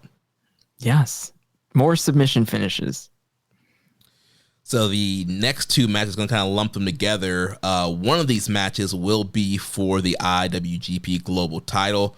So we have David Finlay versus Brody King and Jack Perry versus Yota Tsuji. So if Tsuji wins, he'll defend against Jack Perry. If Finlay wins, he will defend against Brody King. I mean, I think that we've already talked about it. I think it makes more sense for Tsuji to be the guy coming into this match. In terms of comparable star power, Jack Perry in AEW's kayfabe and in New Japan's is a bigger name. So that's probably more befitting of a white belt titled challenge anyways. Love Brody King, great worker, very talented guy, but they beat him to hell. He loses a fuck ton. And I think he's there to be a credible loser as a rebound for David Finlay the next night. And that's pretty much all that is. Neither of these matches really tickle my fancy, honestly. That's not to say that it's impossible for Tsuji and Jungle Boy to go out there and have a great match. They might, but I don't know. It's a strange matchup for me. It's hard for me to envision how good that match might be. And then, with David Finlay doing all these power moves to guys, how's he going to be able to muscle around, Brody King? That's going to be an interesting challenge in terms of laying out the match. But, Tony sent the guys that he wants to lose, and that's who these guys are. So You think both of them are losing? I would be shocked. Yeah, I think both of them are losing. Yeah. I don't know. This is a weird show because it looks like a lot of New Japan wins. Yeah. Tony sent guys that New Japan can beat. He's comfortable with them doing jobs. Yes, that I understand. And but there's going to be something surprising in there. And then also there was that recent interaction between the Young Bucks and Jack Perry, and Jack Perry seemed to be upset that they haven't been gelling and that they took time off and didn't tell him, haven't returned his calls. And, probably at the end of the night, the Elite are all going to be standing tall, except, well, I'm sorry, Kenny's not in the Elite. I forgot about that. But, the Bucks will be standing tall. He'll have lost. There will be a little maybe this is where the Elite gets back together. And then finally, maybe AEW will show some footage from the Tokyo Dome. Yeah. Nah, they ain't got time for that. They got too much other stuff. I love Brody King, so I'm excited to see him, just in general. But yeah, they're mid-ish card matches. I think Tsuji versus Jack Perry could be good. Yeah, and Jack Perry's coming in with momentum. He did pin Tsuji in that preview match at Strong Style Evolved. I think if he's not leaning into the whole scapegoat House of Torture thing and just goes out there to have a match, I think Tsuji and Jack Perry could kill it. Finlay and Brody's gonna be interesting, like you mentioned, Josh. He's not gonna be able to power bomb and muscle around and bully Brody King like he does everybody else. So that's gonna be an interesting dynamic there. Should be fine. Out of the two, I think Tsuji and Perry will probably end up being better. I sort of hope Finlay gets Brody up for a power bomb. I think that'd be sick. I think he do it off the turnbuckle. Yeah, or some way, right? Yeah. Some way. Drop, because Brody will take a bump too. Yeah. Like, we know that. So that's legit. So take a loss too. Well, you have been very clear about that. There's a job to do. So then the next two matches, one of these will be for the IWGP World Heavyweight Championship. We have Ricochet versus Zack Sabre Jr. and Claudio Castagnoli versus Shota Umino. If we're going with our prediction, it would be Shota Umino defending against Claudio Castagnoli. Yeah, I think Claudio is going to lose to Shota Umino. I think that is look at Claudio and how great a worker he is. Like, yeah, he might not be the biggest name in Japan. Like, he's not like a super established guy, but he has credibility. He's worked a few matches recently with, the BCC crossover thing or whatever. Crowds were hyped when he would get announced, though. Yeah. Yeah. And that 1-6 man they did, he got Yeah. great reaction. And it was an awesome match. Yeah. Yeah. Yeah. So I think that Shota Umino beating him is going to be a really strong credibility builder sort of first match. And then there's always something down the line between Mox and Shota Umino, and this just kind of adds a little bit of fuel to that fire. So makes all the sense in the world to me for that. And the match might deliver. And then, when I thought that there was a chance that Zach was going to retain, and who knows, maybe he does, but I don't think he is anymore. Then I thought there's no way Ricochet beats him and he's just there to be a loser. But at the same time, could I see Ricochet beating Zach in the Dome if it's non-title? Like, yeah, Absolutely. I'm favoring Zach still because I do think that Ricochet is a guy that Tony sent that could handle the loss, but they also have been using him pretty strongly over there. There is the ongoing feud with Swerve. Who knows? Maybe that comes into play with this, and maybe that could be like a monkey peel sort of thing, like Swerve or Prince Nana get involved and hypothetically allow Zach to pick up a victory there, and then that kind of forwards the story between those two guys. I don't know. That's some AEW shit. I know it is, but they're going to show up on the screen mid-match and play some music too. You never know. You're like, yeah, probably. Yeah. You never know. Gotta have Nana dancing in the Tokyo Dome. I mean, we all want to see it. I wish Swerve was just wrestling on this card. I do. I think if Zach loses the title, he's probably losing this match. Well, I don't know about that because you know what? Like, my feeling is like they didn't send Swerve because he couldn't do a job. So they sent Ricochet because he can do a job. So there's that logic too. Like, I think the story with Ricochet should be that if Zach loses, that Ricochet gets pissed at Zach for losing the title because Ricochet challenged him because he wants the title. Because for some reason Ricochet thinks he should be the world heavyweight champion of New Japan, which doesn't really make any sense at all. But but that's what he talked about when he showed up. Yeah. So, that could give him at least a little bit of, gumption to win the match. And then Zach's beaten down from losing the night before. But you also, on the New Japan side, you obviously want to keep Zach strong or re-strengthen Zach. So I think either guy will be fine coming out of it, though. Totally. Yeah. But that's the match that I think is the most 50-50 on this card. Yeah, and Ricochet's a heel now, so he could cheat to win as well. Or he could cheat and get, foiled by, TMDK or whatever. Yeah. So it should be good. Both matches should be pretty good. No reason to believe that both of those matches, honestly, this whole card should be a really good pro wrestling card. It's kind of meaningless, but exactly. I think it'll be a good show. Meaningless. Yeah. But there's very few things that I look at it and I'm like, that's going to be great. Sure. You know what I mean? There's nothing on Shingo Takeshita and Ishii. That should be really good. A lot of this stuff should be like, your classic 3.25 to 4 star stuff. And maybe you teeter over that. I think there are a lot of people when they're doing the comparison between the two cards, if they're not actively watching New Japan, they're not invested in the fans, and they are sort of still of the mindset that like this is a company that is, in the doldrums of, Gato terrorism booking, quote unquote, and, post-COVID fallout. They're probably looking at it on paper and being like, of course it's not going to be as good as the second night. They got stars from AEW, but like when you really start to break it down, the big show is 1-4, and I think that's where the guys are going to turn out, and I think that's where the the great matches are actually going to be produced. And then the second night show, it's going to be somewhat similar to those Noah, New Japan, Wrestle Kingdom shows. Like, they'll be good. They'll be good wrestling. But I don't think that there's going to be very many great matches. Yeah, I mean, there'll be a handful. It really depends on the effort that some of these top guys put out. We had a question from Def Franco 720. It says, do you really think the perception of Ricochet currently in AEW is affecting his match with CSJ for Japanese audiences?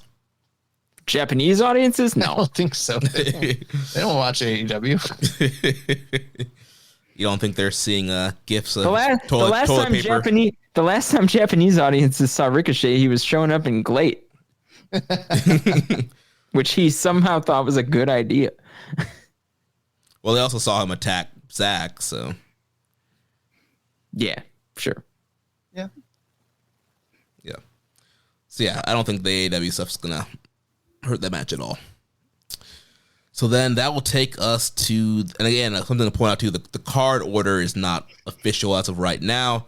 Obviously, that will We don't shake even know out. what the main event is. Yeah, it will shake out. I would imagine that the title, like just the way New Japan works, the title match would be the main. My bet is Kenny and Gabe is the semi-main.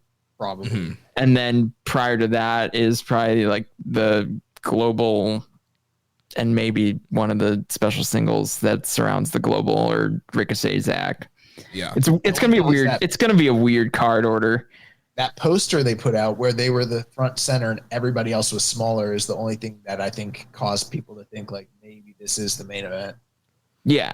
Yeah, so that Kenny Omega versus Gabe Kidd special singles match, the one match that has had someone to bill. Kenny's been doing a ton of interviews, showed up at Power Struggle. They had the whole backstage fight with him and Gabe. They've both been doing a ton of promos online that are up on World and YouTube. And yeah, this is a match that has the most juice. Yeah, I can't wait for it. And I think the discourse that's out there surrounding the match is funny to me. I don't know. I don't know. Where do you Which discourse? Well, quite a few. There's the people that are talking about the fact that Gabe isn't in the same league as Kenny and they don't like his reality / shoot style promo approach to booking and promoting the match, and almost feel like this is beneath Kenny Omega at this point. That's what like a lot of fans are, and they're really, really like dragging some of the stuff that like Gabe has said and done in terms of the build to the match. And then, I kind of got caught up in some of or maybe created some of the discourse online when I talked about the lack of promotion that has taken place on the AEW side of things. And, my feelings that I thought it was ill-timed and ill done in the way that they presented the return of Kenny Omega in light of this upcoming match, especially with some of the comments that were made on television. Although I will say this, like maybe I was mistaken. I saw quite a few people that claimed, I saw one comment, they said that they mentioned it like 10 times on TV. Maybe I'm wrong. I mean, I was in the building, so, maybe I jumped the gun a little bit there because I didn't see the broadcast. So that's probably the case, but I can't imagine that they promoted Kenny's first big match in the Tokyo Dome 10 times on TV with graphics and telling people to order the show from from fucking New Japan World. I just can't imagine that. Yeah, I mean, I don't think New Japan World got mentioned once. Yeah, I mean, I watch Dynamite every week, and they did show the graphic one time that I remember when they showed the Kenny return video package on Dynamite. I think it was 2 weeks ago. They did kind of have the lower third. Yeah, he's going to return. We don't know when he's going to be back in AEW, but he's going to have his first match against Gabe Kidd at Wrestle Dynasty. They showed the little lower third. Also, I was with Josh at the show, so I don't know what they said at the show. I did hear people saying that Tony Schiavone said we don't know when he's going to be in perfect health or whatever when he's going to wrestle again. That definitely happened. But then Excalibur jumped in and said, well, he's wrestling at the Tokyo Dome on the 5th of January. Gotcha. So I had heard many people state the first line. I wasn't aware that there was a correction made. Yeah, so. And it was frantic. Oh, okay. Gotcha. It was frantic, and it was Excalibur trying to kindly tell Tony Schiavone that we do know when he's going to be in ring, like pretty precisely, actually. It was awkward. And then I fell asleep for the main event, and God bless me for it, from what I hear. But they tried, but they didn't like promote the match by any means. But they did mention that he would be wrestling. They did not say Gabe Kidd's name. Makes sense. Totally. Yeah. And then, another thing too, and maybe this, I do think sometimes because we operate with a little bit more information than other people, maybe that's where some of the disconnect comes from. But like, I don't think it was a good idea to bring Kenny Omega back and then have Edge come back and have that be the primary thing at the end of the show with the bigger pop. If you're going to bring Kenny back and you want to promote this big match with him and Okada, then maybe don't have it get overshadowed by something with Edge and the main event later on, especially in light of the fact that he's coming back to New Japan here. And maybe some people don't see what I'm saying there, but I think it makes sense to me. I think if you want to make money on the guy and you want to promote it as big of a deal as it possibly can be, then treat it like it's a big deal, maybe on it in its own segment, maybe on TV or something like that, or maybe a different pay-per-view. But I think it goes back to AEW. How things happen in AEW is that no one ever knows what happened on the match before them, because everything's in a silo. Mm-hmm. So Kenny came back and they wanted to set up the Okada. I was like, I'm watching this Continental Classic match, and I realized that the All In Texas banner's hanging, and I was like, that's not even their next show. Yeah, I thought it was weird. It was there the whole night. And my first thought was, well, they're setting something up for that show. And then Kenny showed up. I was like, oh, that's fucking obvious. And it's awesome. Like, don't get me wrong. Like, people will fly to Texas for that match, and they should. It's going to be cool. We are. Yeah, you should. You're down the street basically. So like, the writing's on the wall there, but I don't think whoever was working on the main event had any idea that was happening before. And I don't know if anyone involved in the Kenny thing knew that Edge was coming back in the main event. I would imagine Kenny knew that, but everything happens in a vacuum. AEW is basically at the point where like mid to 2010s WWE was, where everything's just for the video package for the next pay-per-view. Yeah. Or for the pay-per-view that it's going to happen on. Continuity is a 4-letter word in that company at this point. They just need the stuff for the video packages and for the next Guns N' Roses music video. So, yeah, and that shit's all great. Don't get me wrong, but like it does lead to situations like this where, even though this is a New Japan podcast, we're talking about like AEW, because they lose track of everything that they have going on because they're trying to do everything instead of just doing what they do really well, which is just fucking let people wrestle.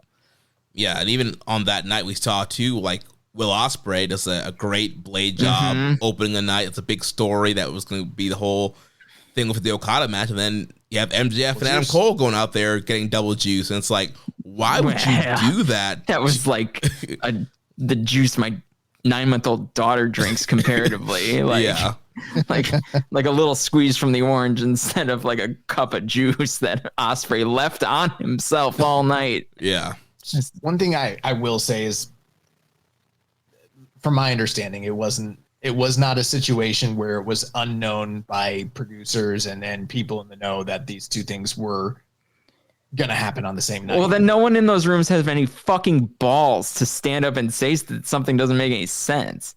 Yeah, it doesn't. And other people, one of the responses people say is like, oh, well, people are just happy that they're both returning. And I'm like, well, maybe that's part of the problem, is that we're not looking at this critically, because. But everyone knew Copeland was going to show up in the in Asheville. Right. Yeah. And I think a lot of people knew that Kenny was returning too, because that was reported as well.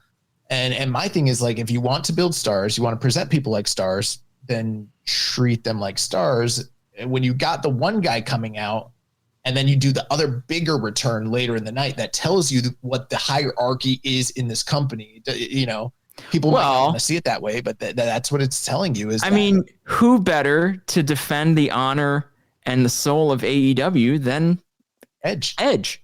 Yeah. Adam Copeland, who's Big Cope. been there for a little bit. And not Kenny Omega, who is the person who like started the company essentially. Yeah, it's not hard to pay attention to the way they've used Kenny and what's gone on, and you know, draw your own conclusions. But you know, I'm not talking out of my ass here. Listen, Kenny's very excited to wrestle in Japan. We all know that. Kenny's excited to wrestle in Japan. Yeah, I don't think that everybody in that company is excited that he's wrestling in Japan. No, I believe that. Yeah. It does seem kind of weird that, like, you know, we talk about there not being a lot of top guys on this card, but it is the Elite, the Kenny and the Bucks, that are the top guys on this card, and there's kind of a weird kind of, you know, rumors of the way that they're treated, how TK values them, and clearly there seems to be some kind of heat there, and with these guys wrestling in Japan, wrestling on this card, being top stars there, and not being fully featured as super tippy top stars in AEW. If Hangman was on this card, then you would have a lot of meat on the bones there.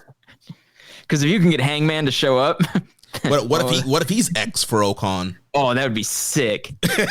Now, putting I'm so aside. Well, I guess the other thing I should ask you guys about is, like, what are your thoughts on the Gabe Kidd side of things? Because there are people that just seem completely enraged and just insulted at the comments, and they've never watched anything else he's ever done. Clearly, yeah, I feel like it's just like right in line. Worked. It's right in line with everything he's ever said and done.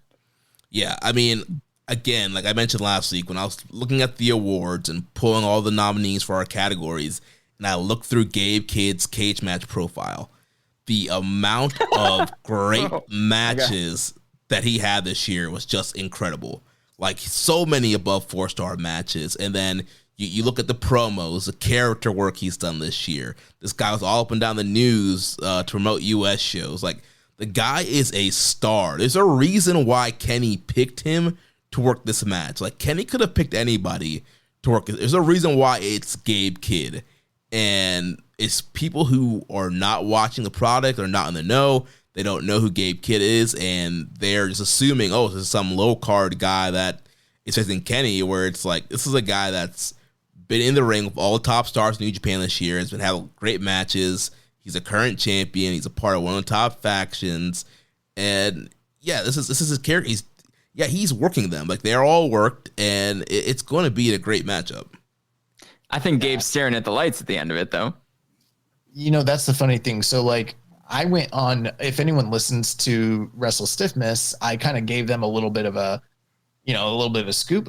Like, I was feeling confident for a few days there, or actually for a few weeks here, where I didn't talk about it on the show, but I thought Gabe Kidd is beating Kenny. And the reason that I thought that was primarily that there's money in Gabe Kidd beating Kenny, not just on the New Japan side of things, but like long-term for him and Kenny, that if there was ever a time that Kenny could absorb a loss to a guy that's on the come up, where it would mean something and that there's business to be had afterwards, potentially on the AEW side of things, you know, that could be a Forbidden Door thing, or maybe, you know, who knows how long Gabe Kidd's even staying in this company. They could be setting up something for him down the road. It would make sense for him to beat Kenny now because there's somewhere to go. Whereas if Kenny beats him, it's a done deal. Like, it's levels. He's not on Kenny's level, and you know, maybe they'll lock up again somewhere down the road, but it's not going to be connected to this story in any way.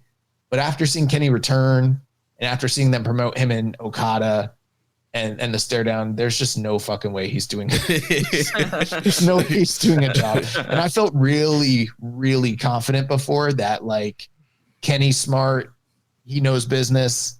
if there was a guy he was wanting to do it with and make it with, like, this is the only time you could do it, returning from injury, first match back. It's the time to like potentially, and if you wanted to like put the show on the map and like blow people's minds and have people talking about it, that is the premier way to do it. Like, there's no bigger way than being like, holy shit, like Kenny Omega lost to Gabe Kidd. And then there's return matches and there's business and you made a guy and everything like that, but he's not going to. Like, he's going to beat Gabe. And the best that Gabe can hope for, and I guess New Japan fans, is like him looking really great in an all-time classic match and defeat. Like, that's the best hope, because he's not going to beat Kenny Omega. But Gabe is another one of those guys who has enough character behind him that if he loses, he's still the same guy. Yeah. Right. I mean, I think a win, but I do think a win would give him a rocket. It would skyrocket him. But a loss hurts about as much as a loss hurts Shingo. Yeah, it's not the worst thing in the world. And, it doesn't bury him or kill him. And maybe the loss is the thing that kind of humbles him and leans more towards the babyface turn. Because Gabe's got to leave the War Dogs at some point.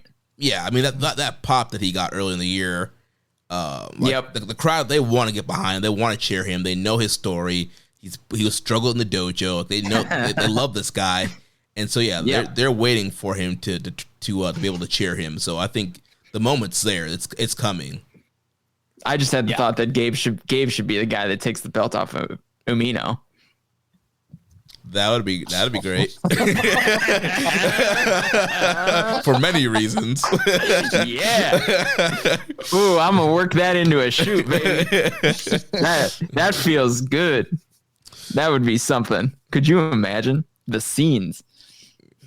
They have I think before you jump into it, the one thing I will say is, like, win, lose, or draw, the idea that they're promoting this guy on this level in a Tokyo Dome match with Kenny Omega, it's going to do wonders for him either way, regardless. Yeah. A few quick questions here on this match. Rich says, should Kenny Omega quit AEW? Yeah, I think he's in the Takeshita boat where, like, he's presented much better over here than he is presented in his home company right now. Yeah, I'd be all in on full-time New Japan Kenny Omega. He's got to take the traveling circus with Okada around the world, though. Yeah. Rainbones asks, if Kenny Omega does work more dates for NJPW this year, who else would you like to see him work with? Shingo. Oh, wait, what? Both of those are excellent options. Suji, battle V-Triggers. Ishii. Just goes. I mean, it doesn't miss. He could probably pull another great. I mean, he's got to do something with the Tanahashi retirement tour, right? You got to figure they got to do something. They teased it for this. Yeah. Maybe when the Bucks retain against Naito and Hiromu, then they face off against Tanahashi and Kenny. I bet something gets set up with whether it's together or against each other, Tanahashi and Omega, either on this show or on New Year's Dash. I think we'll know what they're gonna do for their last thing together by the end of this weekend. Yeah. Then additional Baby 5773 says, does Gabe Kidd have any thoughts of taking over Bullet Club?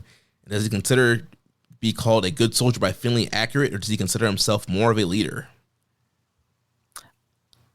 I think Gabe's more primed for a face turn than a takeover.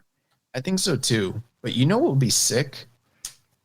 I know they don't do white versus white, but what if just this one time that's the final for the New Japan Cup is Gabe versus Finley? I think it could work. Yeah. I think it could work. Because they're both sort of homegrown white dudes. Yeah. If that makes any sense. So I don't think it's out of the question. It's not likely, but it'd be awesome. Yeah. Yeah, I think Gabe's definitely face turn. I don't think he's long for War Dogs. Def Triangle 720 says, depending on Gabe's performance for Dynasty and depending on Finley's decision after Wrestle Kingdom, do you think we could see teases of tension in the War Dogs? I hope so. I love interfaction tension. Yeah, I think that's definitely a New Year's. I think that being a New Year's Dash thing. I think that being a whole like through line for both of them for this year. I also asked Afterworlds ends angle with Okada and Omega. Do you think we could potentially see Okada show up after the Kenny match? He's not one of those dudes. Stupid. He's not one of those dudes where I think if he was going to show up, you put him on the poster. You have to, because they're going to sell less than 20,000 tickets to this show. Like, you need guys like Ospreay and Okada or Jay White. If you wanted them there to sell tickets and make news, you put them on the poster, you announce that they're going to be there, and you sell the tickets, and then they can do whatever they want on the show and do something fun or weird or different than what you expect. But no, I think it's calculated that none of those three guys, White, Okada, or Ospreay, are on this show. I think that's on purpose. And part of it might be that those guys are not in position to lose a match to a New Japan guy right now. And if they just come in and win against the New Japan guy, it really makes things a little murky. And it really puts New Japan on a lower level. Could one of them show up as a surprise? Maybe, but that still overshadows everyone on the New Japan side that is on this show. So I think it's intentional that they're not on it. I think maybe some of them will show up to do something with Tanahashi throughout the year. I don't doubt that could happen, but I think to put any of those guys in a big spot here or in a surprise spot, I think would be a terrible mistake on the New Japan side, and probably the AEW side too, because they want, I think for all the trash we can talk about their partnership with New Japan, I do think that they care about the success of New Japan and the success of these shows. Listen, guys, you're going to lose me here in about 1 second. So I just wanted to say thanks for coming on the show, Chris. And then, Jeremy, there's a question about, dang it. You lost me. Looks like young boy, his phone died there. Oh, no. So that is Wrestle Dynasty. Yeah, I think it's it'd be totally bad business if they run that. If either of those guys show up, they don't advertise it. So yeah, I wouldn't expect to see any Okada, Ospreay, or Jay White anywhere on this card. Yeah. All right, a few quick news items here, and then we'll wrap the show up. So updated battle in the Valley card: Zack Sabre Jr. versus Cesaro. Gabe Kidd will defend a strong title against Tomohiro Ishii. We have the Sumi Sakai retirement match of Hiromu, Yuka Sakazaki, and Mayu Iwatani versus Sumi Sakai, Evil, and Sho. New Japan Strong Tag titles, World Cast Wrecking Crew against Roppongi Vice. And then we'll have Fred Rosser and Matt Vandegrift versus Shane Haste and Badu Tito. Drill Mahoney won this year's Concorso. And then last bit of sad news, Jack Stane, former NWA champion who wrestled in NJPW in 2013-2014, passed away on Christmas Day, December 25th. So definitely our thoughts and prayers go out to Jack Stane's family. Behind their paywall, Joe Lanza did a really nice piece of audio about Jack Stane on the flagship Patreon site. So highly recommend. He took maybe 20 minutes at one of their flagship plus episodes and talked about Jack Stane, who had, quite a career in pro wrestling, and a lot of it weaved through New Japan. So yeah, high recommendation on that audio. Nice. Well, that's going to wrap things up for us. Chris, thanks so much once again, 6th year in a row, joining us to review or preview Wrestle Kingdom and of course Wrestle Dynasty this year. So should be great stuff. Looking forward to having you back on the show sometime in the future. So make sure you guys follow Chris online at the Chris Samsa on all social medias. Check out any work that he has coming up, sportofprowrestling.com. And next week we'll be back and we'll review Wrestle Kingdom 19 and Wrestle Dynasty. So remember, if you want to watch our show live or listen without ads, you can sign up at patreon.com/KI Strong Style. You can also make a donation by visiting socialsuplex.com keepinit.com/donate and click on the donate button under the Keepin It Strong Style logo. Make sure you connect with us on social media on X and Blue Sky. Follow us at Cash Strong Style, at Social Suplex, and at Jeremy L. Donovan. On Facebook, follow us at facebook.com/Social Suplex and the Wrestling Squared Circle Facebook group. On Reddit, I'm the Pro Black Guy, y'all is Keeping It Strong Style. On YouTube, we are at Social Suplex. You can join our Social Suplex Discord server. Interact with us and other wrestling fans. You can email me, Jeremy, at socialsuplex.com. And check out all those shows that we have here on the Social Suplex Podcast Network. One Nation Radio with Rich Latta and James Boyd. All Things Elite with Floyd and Austin. Imps WWE Adventure with The Implications, Matthew Mayer. Wrestling Art with Chris Things. Tunnel Talk with Allie, Ann, and Leah. And the Trish and Sarah Wrestling Podcast. Don't forget to subscribe and leave a rating and review. And we will catch you next week on Keeping It Strong Style, the ace of podcasts. Ichiban. Thank you for listening to Keepin' It Strong Style. We'll see you next time.